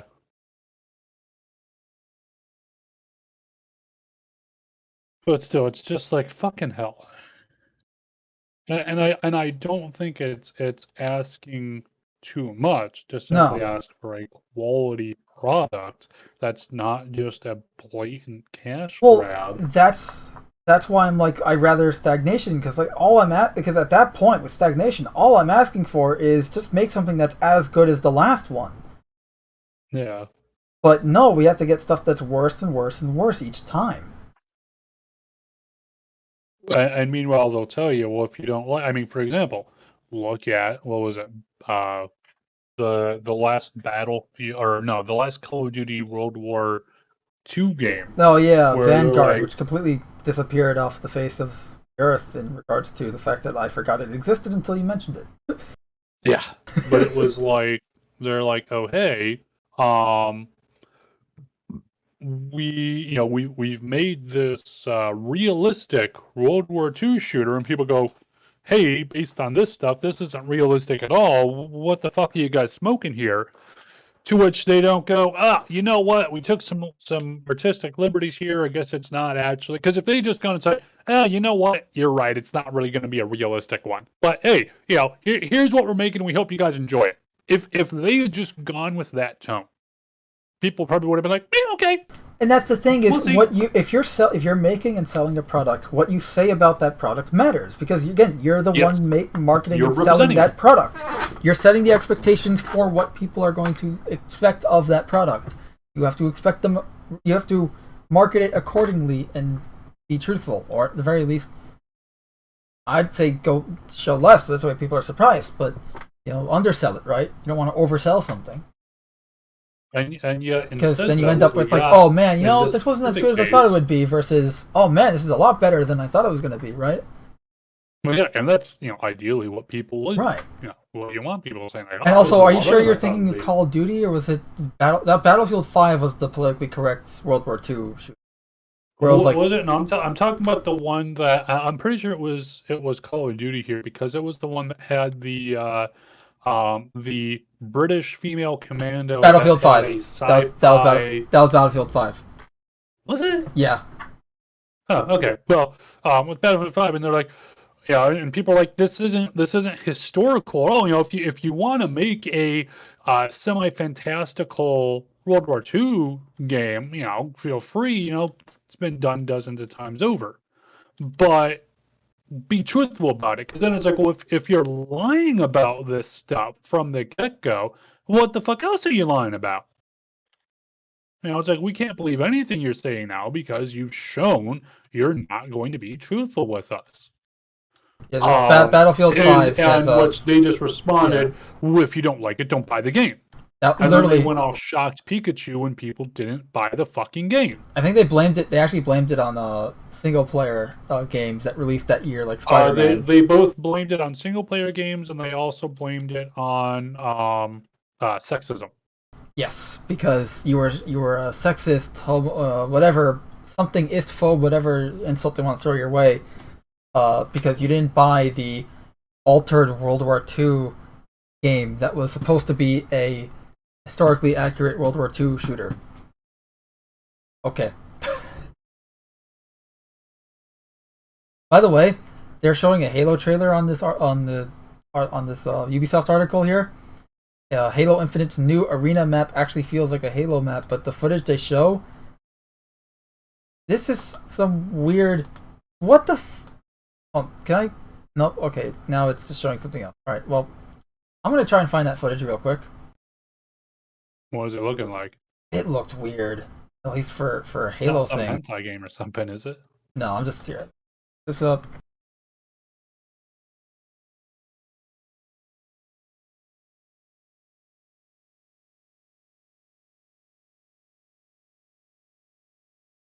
But just what companies go and say about their products does matter. And the fact that we're getting blatant lies about Here, what I the have it products here. are, it's very problematic. Okay, so what the fuck is this? What the fuck is that? What are these? What are those? Are you seeing the screen? Nope. Give me like 2 minutes. I'm fighting a bunch of ghouls in Fallout. Okay. It's here. I'm gonna put I'll put an image of it on group chat when.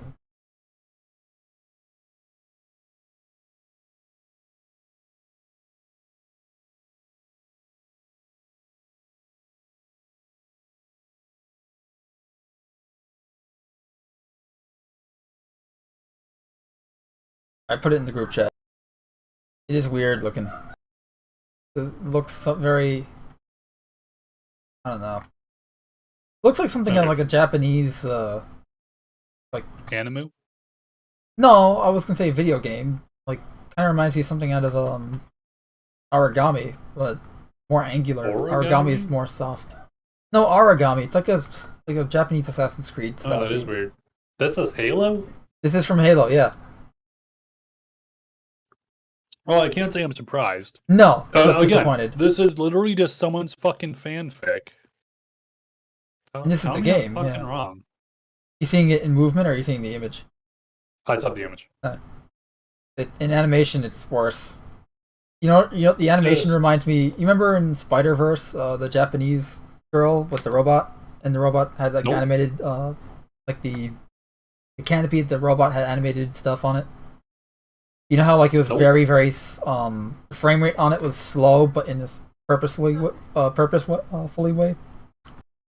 I'm butchering English language right now, but like it was purposefully slow frame rate, lower frame rate. I mean, so it's that type of animation, and it's just again it's Japanese, but it's very weird. Like, why is this in Halo?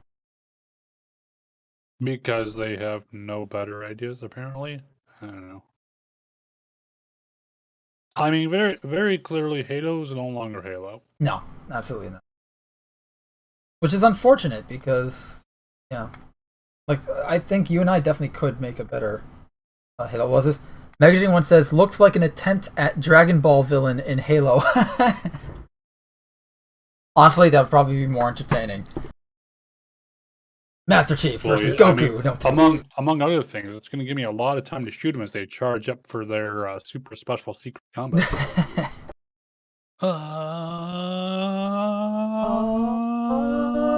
Blam, blam, blam, blam, blam, blam, blam. My God, what would be the Super Saiyan Magnum? No, I'm kidding. Right? Something like that. Halo CE Magnum, Super Saiyan. Goes through planets. Hello, what is this, Doom guy now? Going to shoot a hole through Mars. Maybe. Yeah, but I with Ubisoft, I get back on. So Ubisoft is being might be acquired. A private equity firm could be beginning to circle over Ubisoft. Bloomberg reported Friday and granted this was last week, 2 weeks ago. This was 2 weeks ago. Okay. Sorry, 3 weeks ago. Anyway, but still, talks are early, but include interest from firms like Blackstone Incorporated and KKR & Co.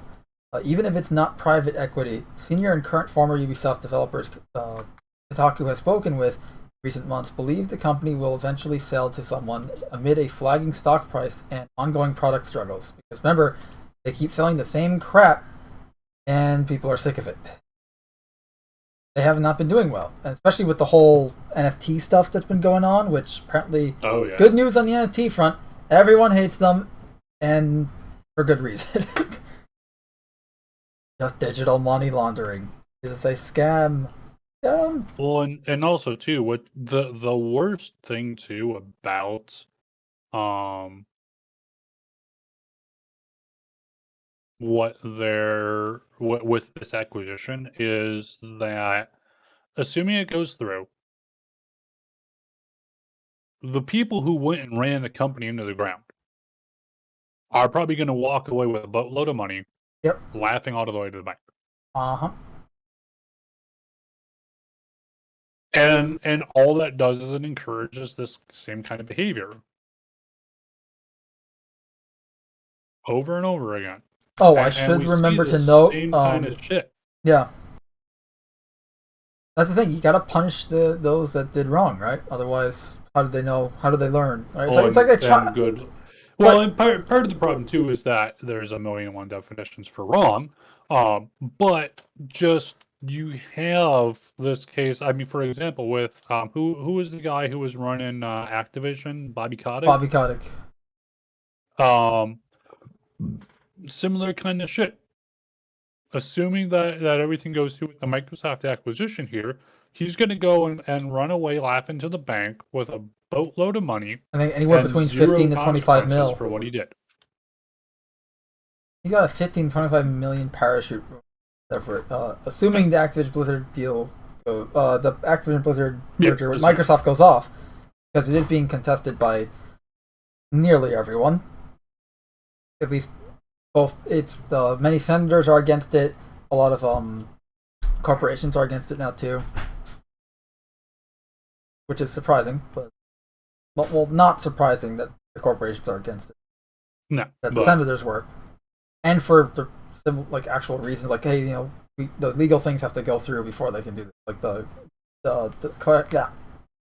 California Department of Fair Employment and Housing lawsuit that's going on, among all the others.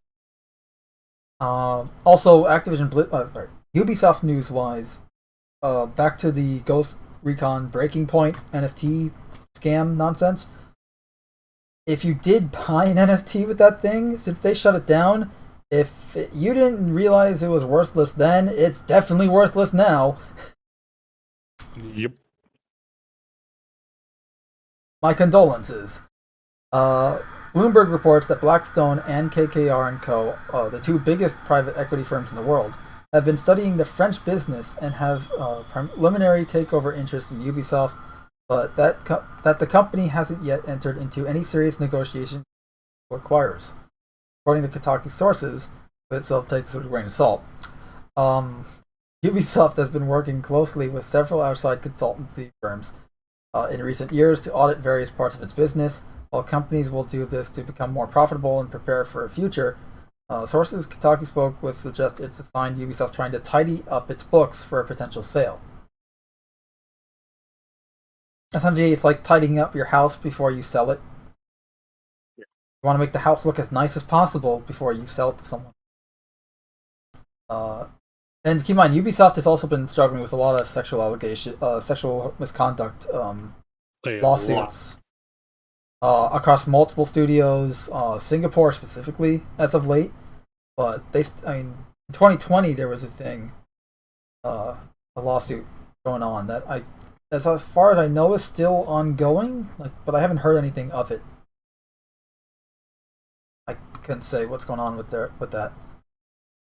On a wave of recent big gaming acquisitions that include Grand Theft Auto publisher Take-Two buying Zynga, Sony buying Bungie, and Microsoft's $68.7 billion deal to absorb Activision Blizzard, seems like among their Microsoft buying ZeniMax and Bethesda before that, it seems like a game of eat or be eaten for those who remain.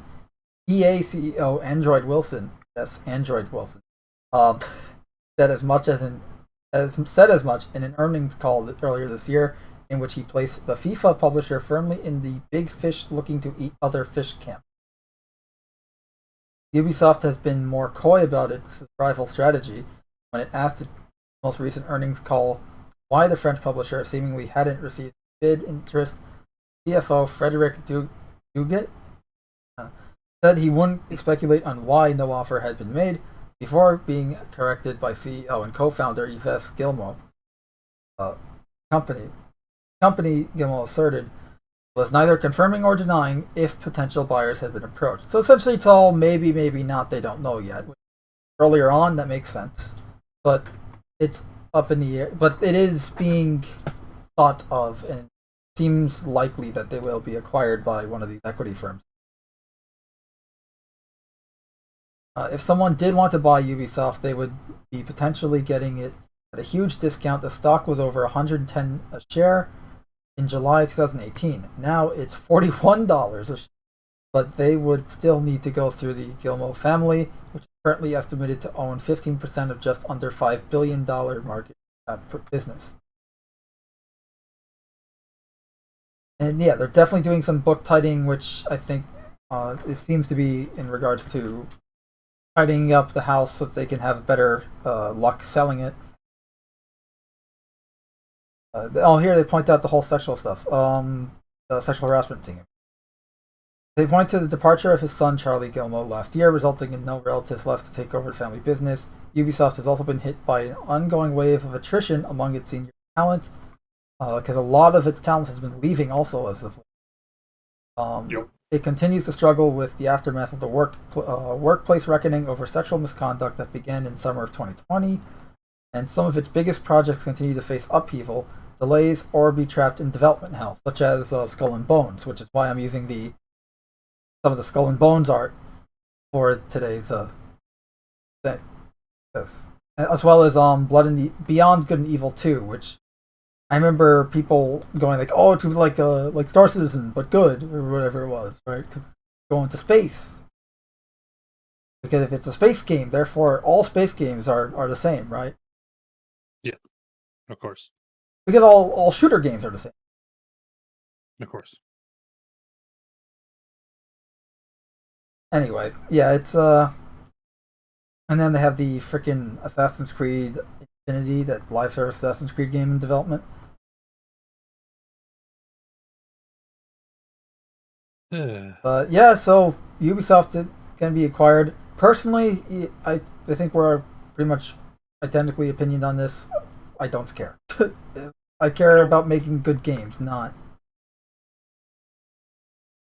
who owns whom. Although I will say this: if they get bought by Tencent or Epic, I'm not going. Oh yeah, then they're just dead. Exactly, because then it's like, well, then you're owned by the enemy.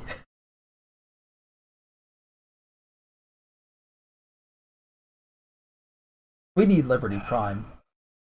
He would inspire us all.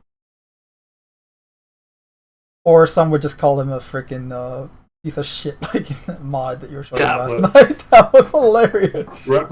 Reference here is I was playing Fallout 4 and streaming it, and I was in a base from some mod that goes and brings the Enclave back, because then I can kill them. And some Enclave guy noted in the terminal that Liberty Prime was some commie piece of shit or anti-commie. No, he was a reprogrammed commie piece of shit or something like that. Yeah. Which was just great. Just like, and I'm just like, man, sour about his defeat, he was not. Yeah. I mean, look, if you got stomped on by a giant democracy-spewing robot, you'd be a little sour, too. Slightly. Only slightly. Democracy is non-negotiable.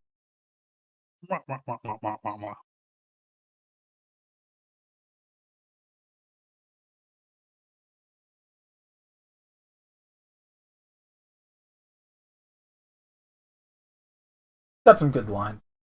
I always love the one in Fallout 4 though, where he's referring to the Institute underground. He goes, soil is considered, and he's like going through what the soil's made of, and he goes, and communism. It's like, okay. I just love the sheer amount of ham that they put into it. Oh yeah. I mean, granted, he's chucking nukes like footballs. So. Well, that's the best part.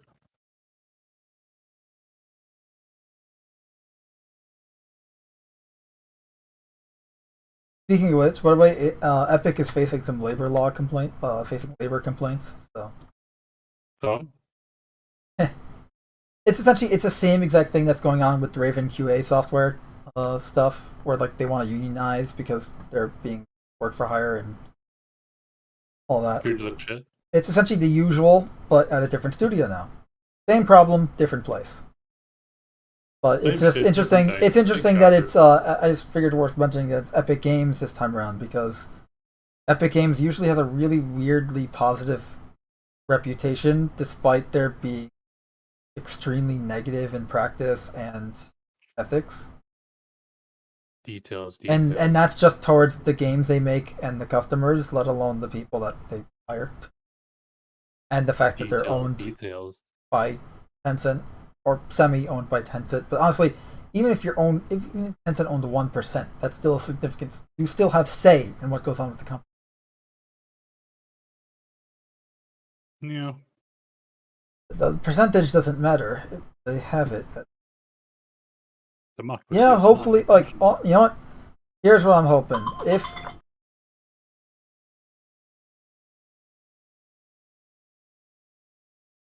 scam calls all day, just getting spam warning.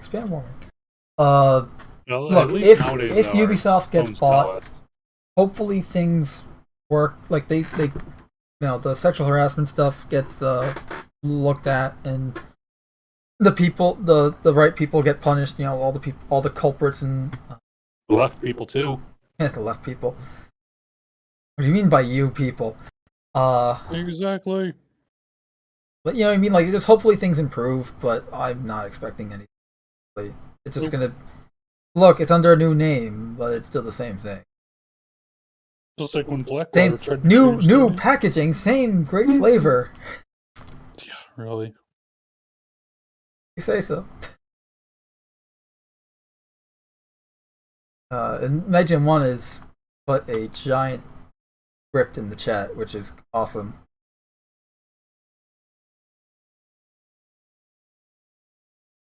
Regarding MCU stuff.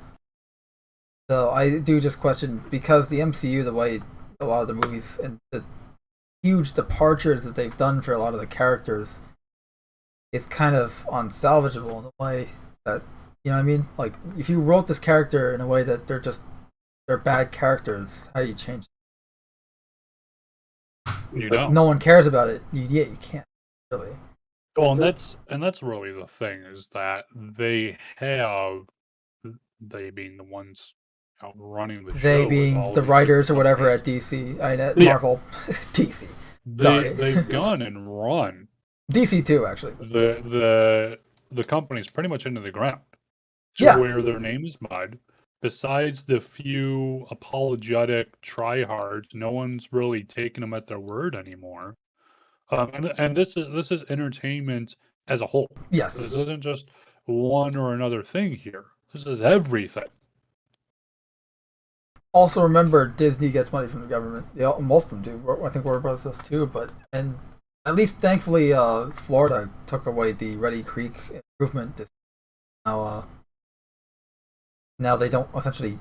Disneyland isn't essentially a mini country. Disneyland's the one in Florida, right? Yes. Yeah, so Disneyland's not like a freaking little country there, because legally, before Florida, the Governor Ron DeSantis, I think his name is, before he signed a bill to undo that, which I think takes effect in 2023 or 20. I don't know, when it doesn't take effect yet. I think it's June, but I just can't remember if it's June this year or next year. But regardless, before this whole thing, if Disney wanted to build a nuclear power plant in the Reedy Creek Improvement District, they totally could have. Like, they're essentially a fully autonomous little area. They have control over the fire department and the police department there.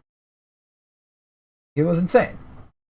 And it was made in 1967 to help with business and the economy, but now it's just grown out of control, especially with the nihilistic cyberpunk dystopia that we live in today, with how mega corporations rule all of us.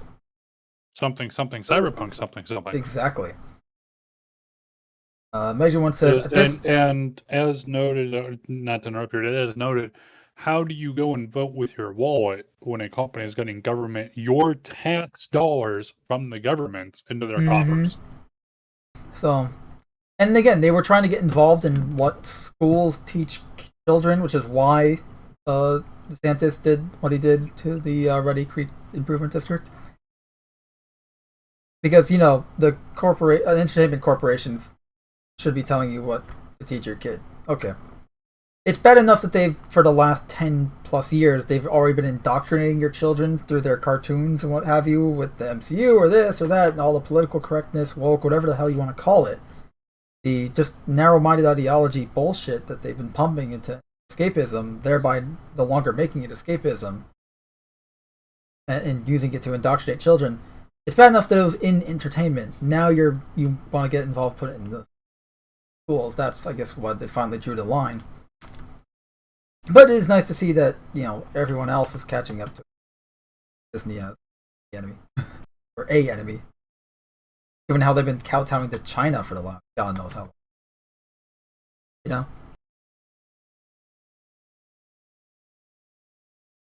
Major One says, at this rate, Disney's losing so much money, I doubt they can buy off the government now, but I could be wrong. Well, they may be losing money from one thing, but they have so many things they are making money. Like, the parks are still successful. They have the streaming service, and they have other products. Like, they may be losing. The thing is, at least the way I'm seeing it, is they may be losing money from one thing or 5 things or 10 things even, but they're making so much more money from something else that it doesn't matter, whether it be the taxpayer money that's going into them from the government or an actual product they make. Yep. Plus, the SEC was supposed to be investigating them in 2019 for cooking their books. I wonder what the hell happened with that. Oh, I'm sure nothing at all. Yeah. Too big for jail is, I think, the word, right? Yeah. Which would also apply to pretty much all politicians. I was going to say all politicians, all the gaming companies that we're talking. Well, at least Activision, Blizzard, and Ubisoft, and some of them are being held somewhat accountable. Like, they're being talked about, which is a good first start. Like, yes. But it's like, that's the acknowledging the problem. But what are you doing to solve it? Because remember, the EEOC, the Equal Employment Opportunity Commission, settled with Activision Blizzard for $18 million, which, given how Bobby Kotick will probably receive $15 to $25 million upon being terminated from Activision Blizzard when the Microsoft acquisition goes through.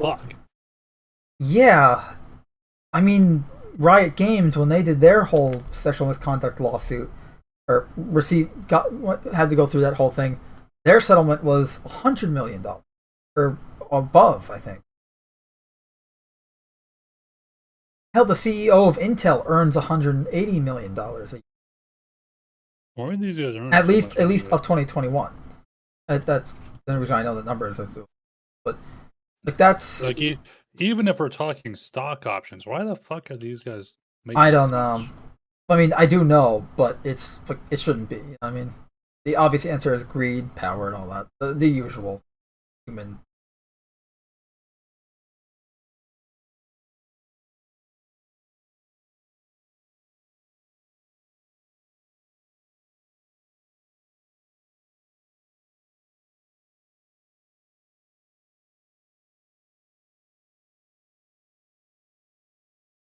Yeah, it's definitely weird. It's just shit. Like, I want good content, man. I want good escapism. I want good news stories.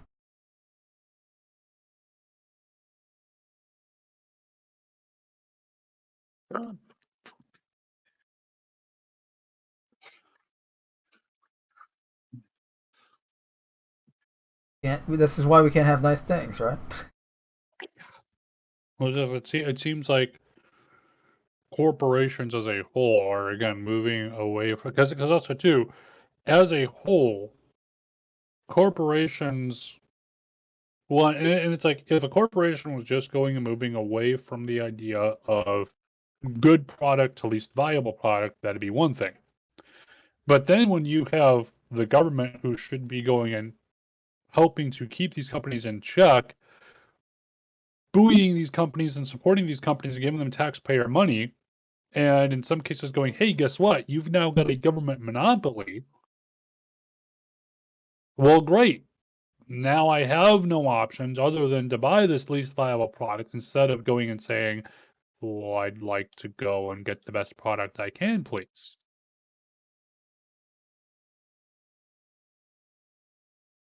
Yeah.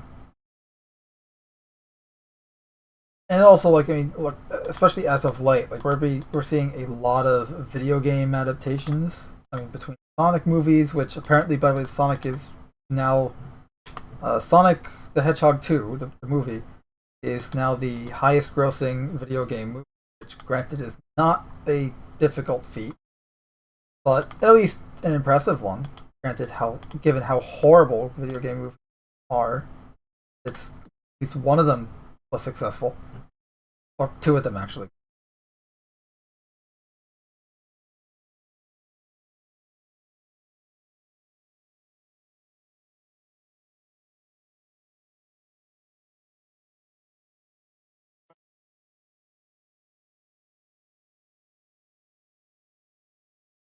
Yeah, you have the Halo series, which is utter crap. I mean, the Halo in name. Got freaking all these different movies. The Uncharted movie that came out. You've got multiple Sony adaptations that are in the works, like Sony first party titles that are being adapted. Hell, Sony itself has Americanized the company, much to its detriment, I believe. Because now it's like, okay, the way Sony's going to be making games now is if it's not a blockbuster hit like Ghost of Tsushima, The Last of Us, or whatever, then it's not successful in their eyes. And essentially, if you enjoyed that game, you're never seeing it. Because they're only going to be making games that they think they can turn into live action blockbuster film, which is a horrible way of making games.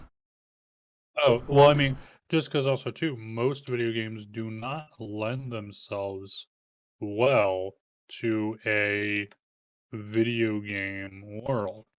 Right, because again, you're talking about a world where you have full control of a virtual 3D environment versus reality.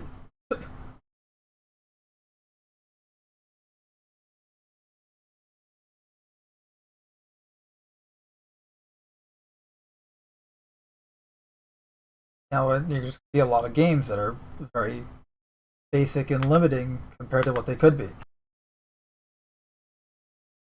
Goes back to what we were talking about, where like graphic fidelity and how a lot of these games where you're making a game.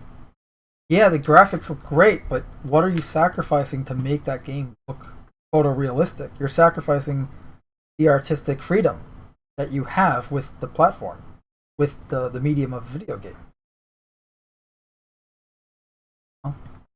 You can make things look amazing. You can make things look outlandish and have a specific character that to their look that you couldn't do in other mediums. But now you're gonna limit yourself to be photorealistic. That's boring.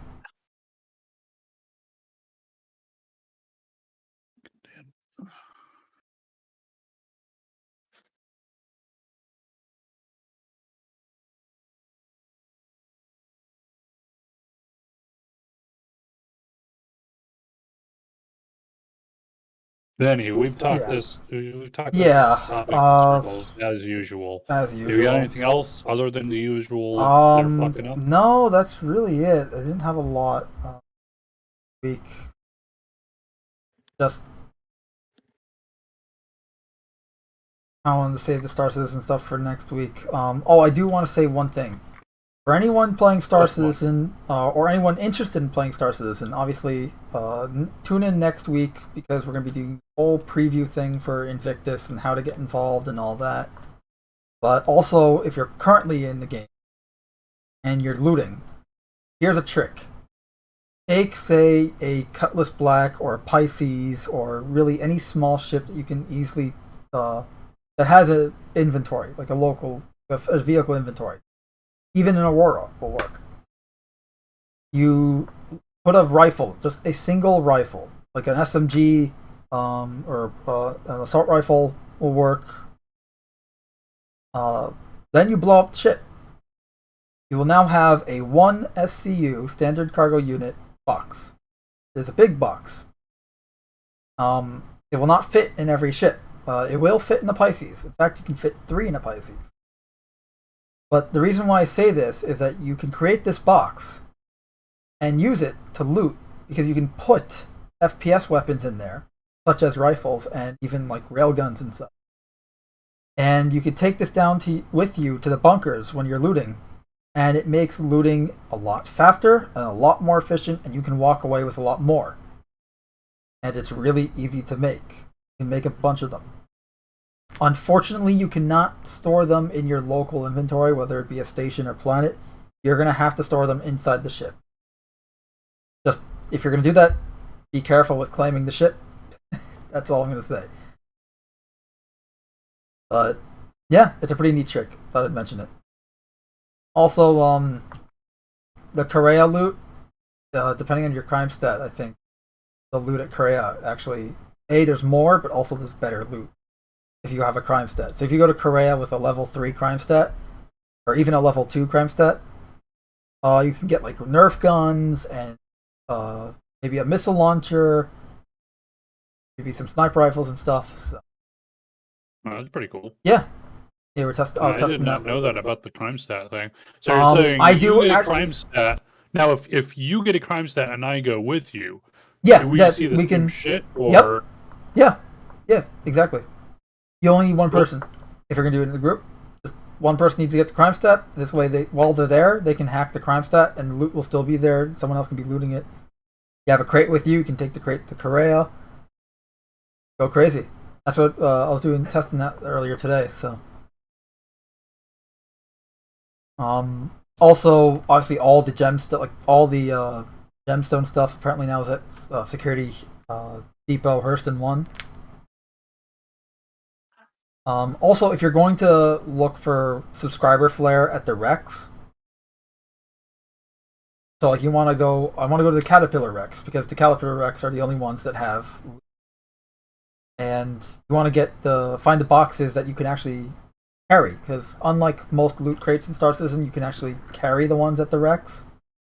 3 things you must know. 1, the second you pick up that box, do not drop it unless you're dropping it inside the wreck, like inside the part of the Caterpillar wreck. Because if it touches the ground, kiss that thing goodbye. It is gone. It's going through the void. So I recommend picking up that box with your hands and not using a multi-tool. Because then you can just drop it inside your ship and it's fine inside your ship. Also, when you're at the wrecks, because you can find these wrecks without having the mission. I do it all the time. However, the loot crates will not spawn unless you selected the mission. So, just something to keep in mind.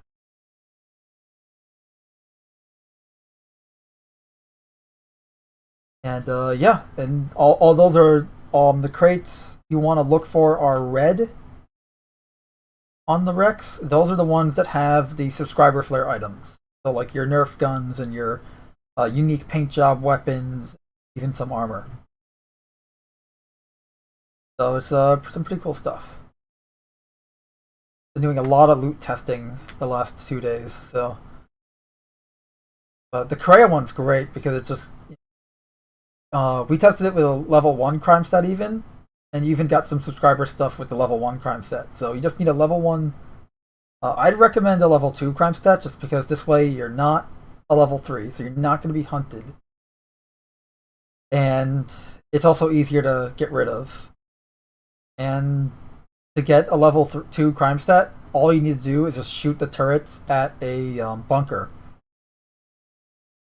I recommend going to Security Depot Lespin on Selin.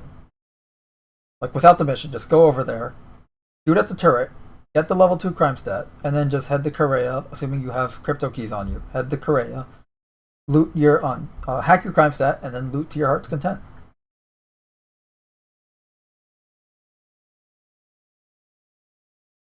So you get all the loot. Really good. All the loot. I see you. I tried it before going live. I tried it with a friend of mine, and we did.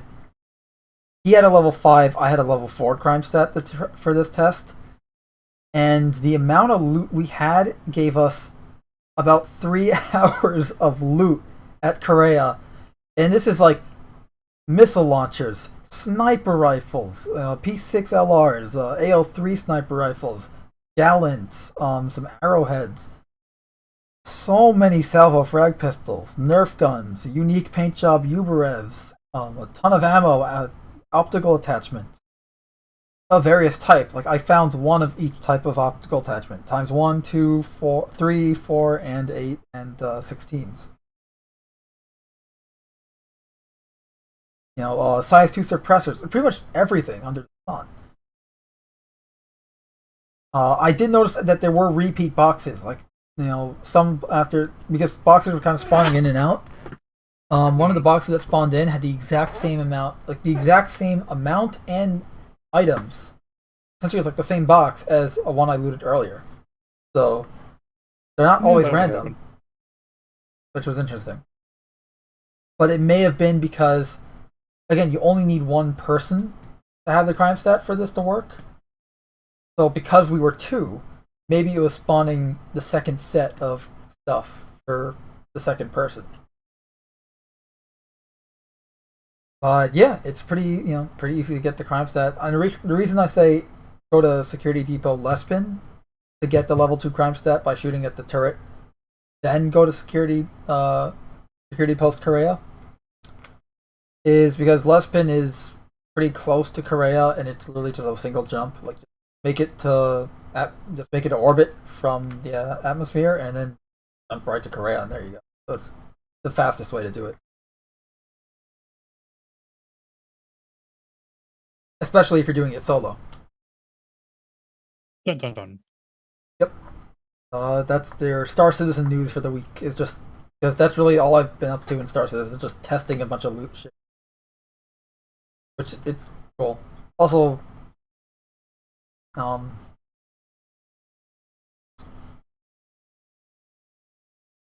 just a fair warning, they did not remove the bug where if you smack into if you accidentally bump into your friend's Starfarer, for instance, when trying to refuel, you will get a level 3 crime stat, despite being in a party, and yeah, it's not great. Although it may have been as a result of us being within an armistice. That's that, but yeah. Oh, another fun thing. If you go to security posts Lespin, or really any security post on a moon, and you decide, I'm just gonna shoot some of the security guards and try to kill everyone, they will kind of just endlessly spawn. So, if theoretically, if you were to take down a comm array, go to one of the security depots, and then just kill the guards, you would essentially have a Star Citizen variant of Firefight. Kinda. And it's actually really fun. Whoa! Fun? We don't do fun here. Get out of here with that. I do want to, because that's how we got the level 4 and 5 crime stat for the test. To see the level of, because the higher the crime stat, we did get more loot crates with more loot in it. So to do that, we went to Lespin and just tried to annihilate everyone inside. It was insane. Because we just had security coming out of every which door. It was awesome. In fact, actually, when we got down there, there was both security and criminals already down there. and no one had the missions area. Like we just went down there randomly. So we were just killing everyone in sight. And the heavy guys at security post Lespin, the heavy security guards, had FS9s on them. Ooh. Yeah.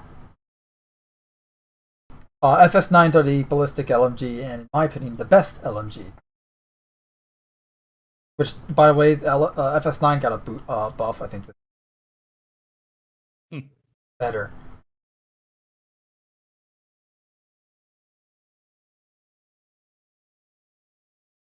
There were so many bodies.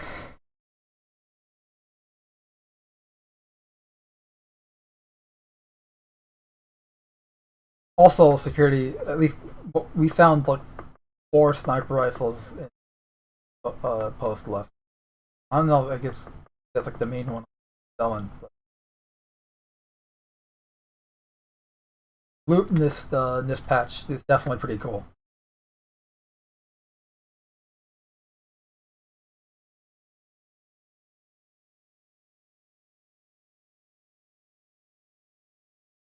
And you're still just modding Fallout, right? You're at what, 1,050? 1,048, I think, somewhere around there. Oh, you get rid of 2 of them? No, I haven't hit 1,050 yet. Alright. Yet. We'll see.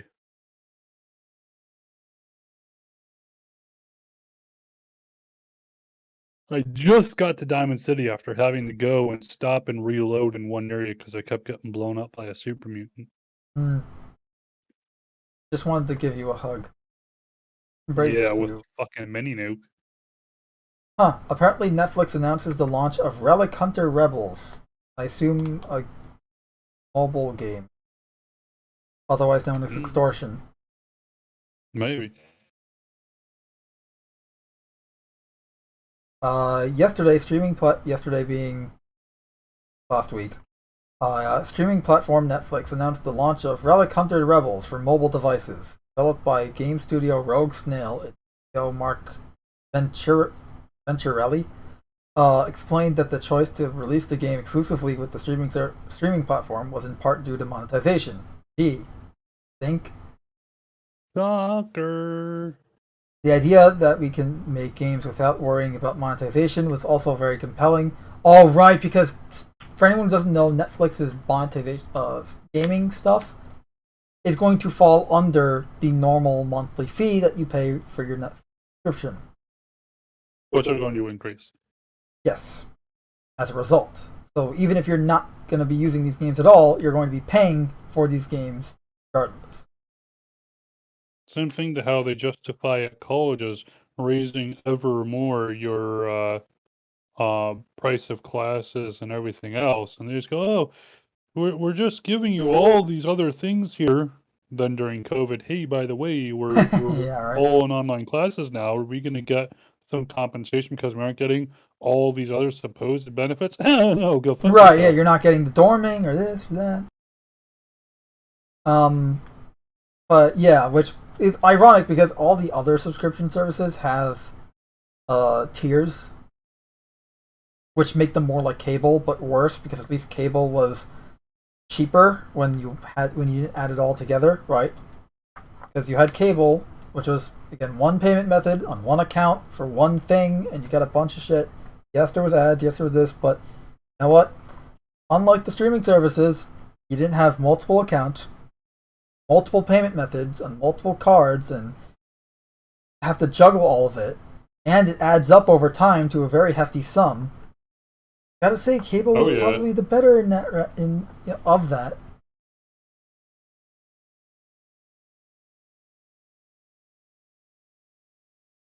But anyway, it's funny because Netflix doesn't have a tier-based streaming platform when the others do and don't need it and shouldn't need it. Netflix probably could use it if you're going to do the whole gaming thing, right? Like, here's the one with the gaming, that's going to be, say, $15 a month versus this one's $10 a month for just the movies and TV shows and the normal stuff. I don't know, I'm just kind of brainstorming, but Netflix is they're going downhill because increasing the price, crappy content, and treating the customer like crap. Of course, people are going to leave. Sucker. But remember, and they're doing it all because, hey, we're losing money. Okay, make a better product. No, we can't. Right, because you make a good product and you charge for it really. They're charged for cheap. More people can buy it and more money that way. Well, and that's why you have with lots of companies, like for example, I think what was it like? It's either Costco or Sam's Club. One of the two, but they've got some kind of like super cheap food items. Like they have like a rotisserie chicken that's like $5 Costco for like a couple of bucks. Yeah. They have like a hot dog that's like 50 cents. Well, because they know you're gonna go there and you're gonna be like, well, hey, while I'm here, let's go and get some other shit. Well, also what Costco does is you go to Costco and they have like Costco, everything they have is in like a 6-pack or 8-pack of something. Yeah. Like, I wanted to go buy some McCormick, chicken Montreal seasoning or whatever, and it's like it's the big ones, the big tubs, and there's like 4 of them in like a plastic packaging. So, but you look at the price of it, and it's like, it's like $6, as opposed to the like $4 for one of those things at a different store. So, like, yeah, you don't need that many right now, but you'll go through it eventually, and you're paying essentially the same thing for 4 times the amount. That's a win, so that's why everyone loves Costco so much. It's like, yeah, you're buying things in bulk all the time, but you're paying the same prices as you would in another supermarket for just one item. Also, seasonings and spices are super fucking expensive. And they were always kind of on the high side, especially for getting stuff like McCormick, but goddamn. Yeah, so that's the whole Netflix thing. They got a new game out, apparently. So remember, if you have Netflix, you're paying for it. I mean, if you have Netflix, of course you're paying for it, but you're paying for the game too, whether you like it or not, unfortunately.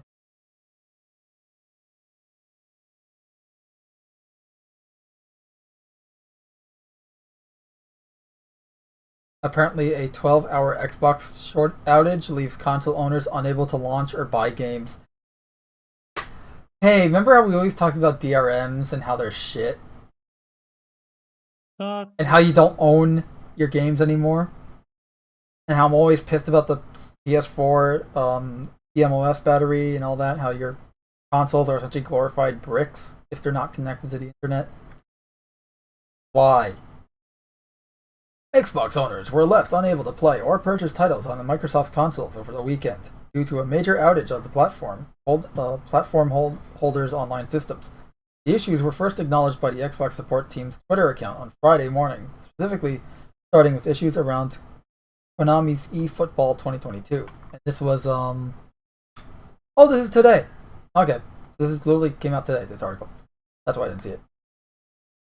By the end of the day, it had become clear that some users were unable to launch games installed on their Xbox consoles or play cloud gaming titles. Well, the cloud part makes sense, but games that were installed on their consoles.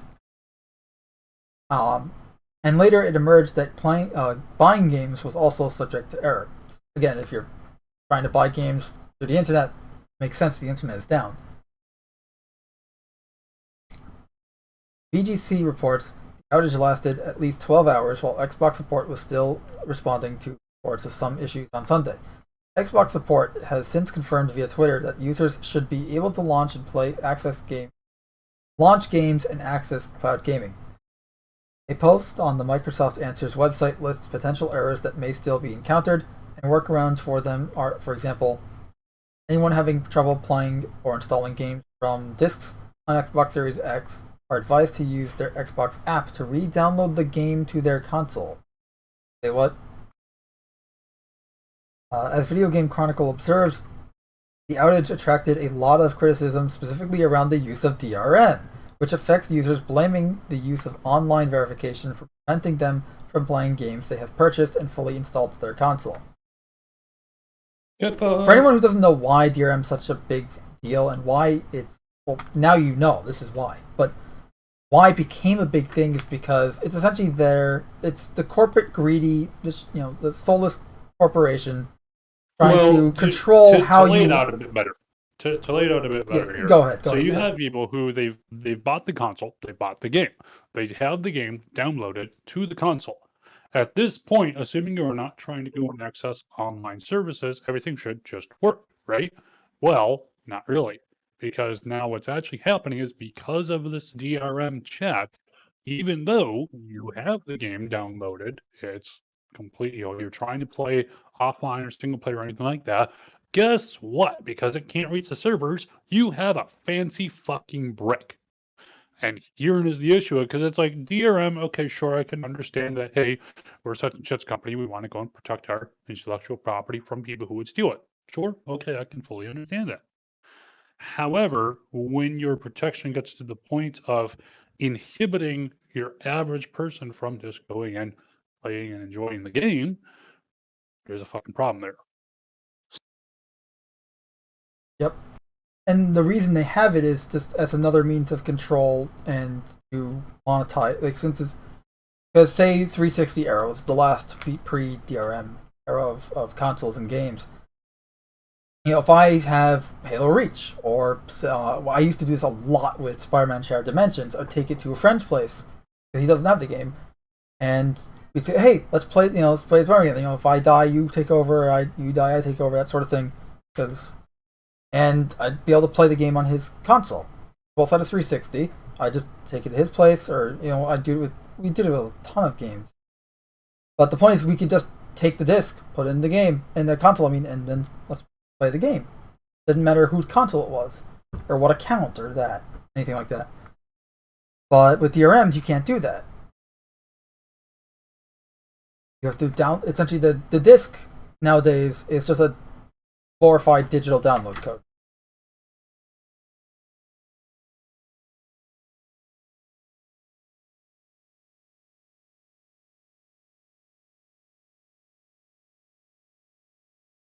And here you're seeing everyone hates DRMs because people want to share their games, and honestly they just hinder the experience. It's just another means of control. It's quote unquote anti-piracy, but it's really just anti-fun. Here I have a list of all the problems that are occurring right now with the Xbox stuff. I mean, I would say it comes down more to who owns the game. The companies have long tried to say, well, even though you bought it, we own it. You just have that temporary access that we can just take away whenever the hell we want. Whereas the consumer's going, no, I bought digital rights to one instance of the game here that I should be able to use under all other applicable laws as I want to. In related news, Microsoft reportedly planning to launch cloud streaming device, by summer of 2020. Well, they better get this issue fixed.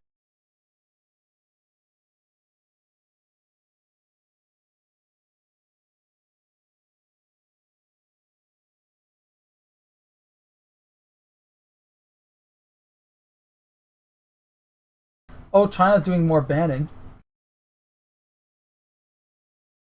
Apparently, children banned from tipping and watching live streams after 10 p.m. in China. Gaming restriction continue as government issues on how kids interact with broadcasting sites. Chinese government has implemented new restrictions on gaming streaming platforms for users under 18 as part of an ongoing crackdown in the country. As per Reuters, the National Radio and Television Administration has ordered streaming services to add controls to stop children from tipping creators without permission from a guardian. The body has also said that broadcasts should be forcibly turned off from underage viewers by various platforms after 10 p.m. New rules are the latest in a line of restrictions to curb how children interact with the live streaming platforms in China. Last year, children were children under 16 were banned from registering to live stream them. Back in January, Chinese platform Bilibili banned violent video games from being broadcast on the platform. Over 60 titles were affected at the time, including the Grand Theft Auto 5 and The Witcher 3. As it stands, children in the country are only allowed to play video games 3 hours per week, 1 hour on Friday, Saturday, and Sunday evening. One thing too that I should know with the whole, with these kinds of restrictions, you might go, they're looking out for the kids, and to some degree that might be one of the actual reasons that they're implementing such policies. On the other hand, though, such policy, for example, hey, you can't go and register or you can't go and transfer money unless you go and have parental approval. A system like that can also very easily, with just a couple changes of code lines here, be made to, you can't send money unless the government guy who's looking at all your shit approves it. Same system. Yep, I mean, it can. It just, you give them an inch, they take a mile.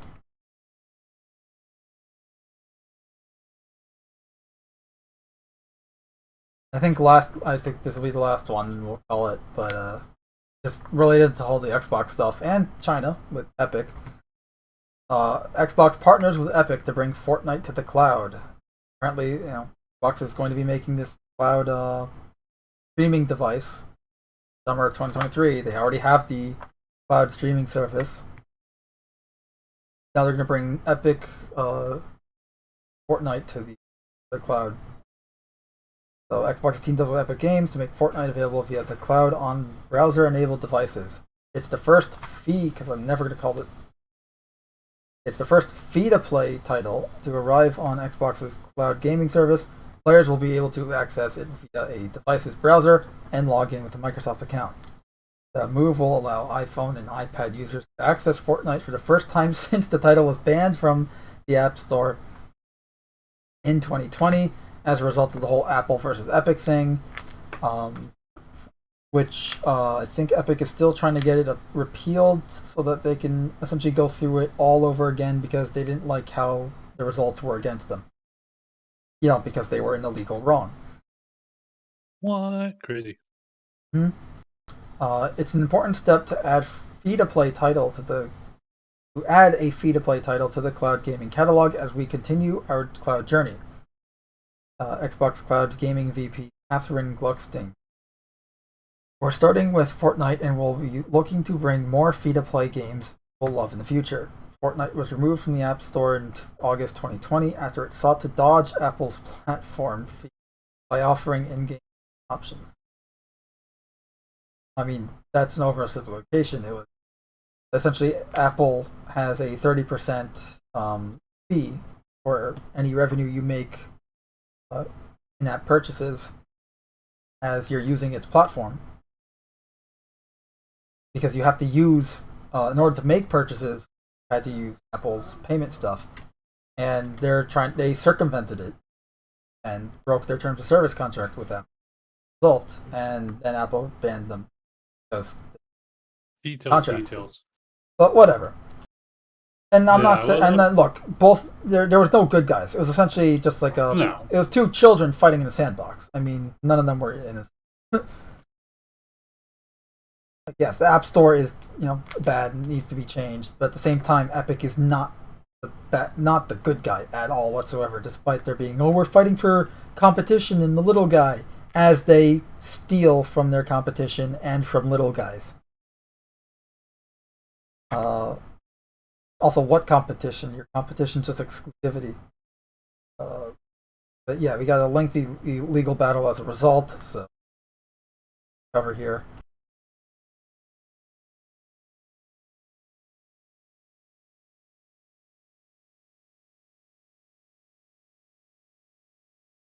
I think I'll save the Square Enix stuff for next week, if not the week after, or maybe like a leftovers episode next week, because there's some big Square Enix news going on, but it's like the balls just started rolling on it, and I don't feel like the full story isn't in yet. Yeah. Like I want more information because right now it's kind of just like what's going on. They're releasing something about all their IPs are going and selling some. They're keeping others. I don't know.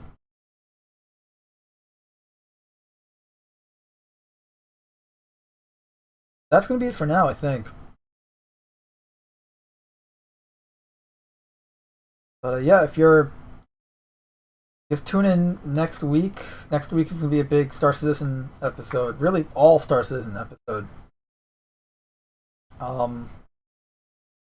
Talk about the will do, Mega J1 will do. But yeah, with the Star Citizen stuff, next week we're gonna be doing the PU and Squadron 42 April 2022 studio reports because they came out this past week or last week, I should say. We're going to cover that together, and we're going to do a preview thing for the Invictus Launch Week 2952, which is also going to be a free fly event. So this way we'll help anyone that wants to like get into Star Citizen and all that, and give you the layout and the laydown of what's going on. Yeah, so Ubisoft is tidying up the house to be acquired, possibly. Microsoft teaming up with Epic. They also have some cloud streaming stuff going, which I hear some relatively positive things about their cloud stuff, with the exception of what we just read, where they had a good example of why DRMs are bad. Details. Yeah. Yep. One thing I will say about Star Citizen news, though, this past week. Got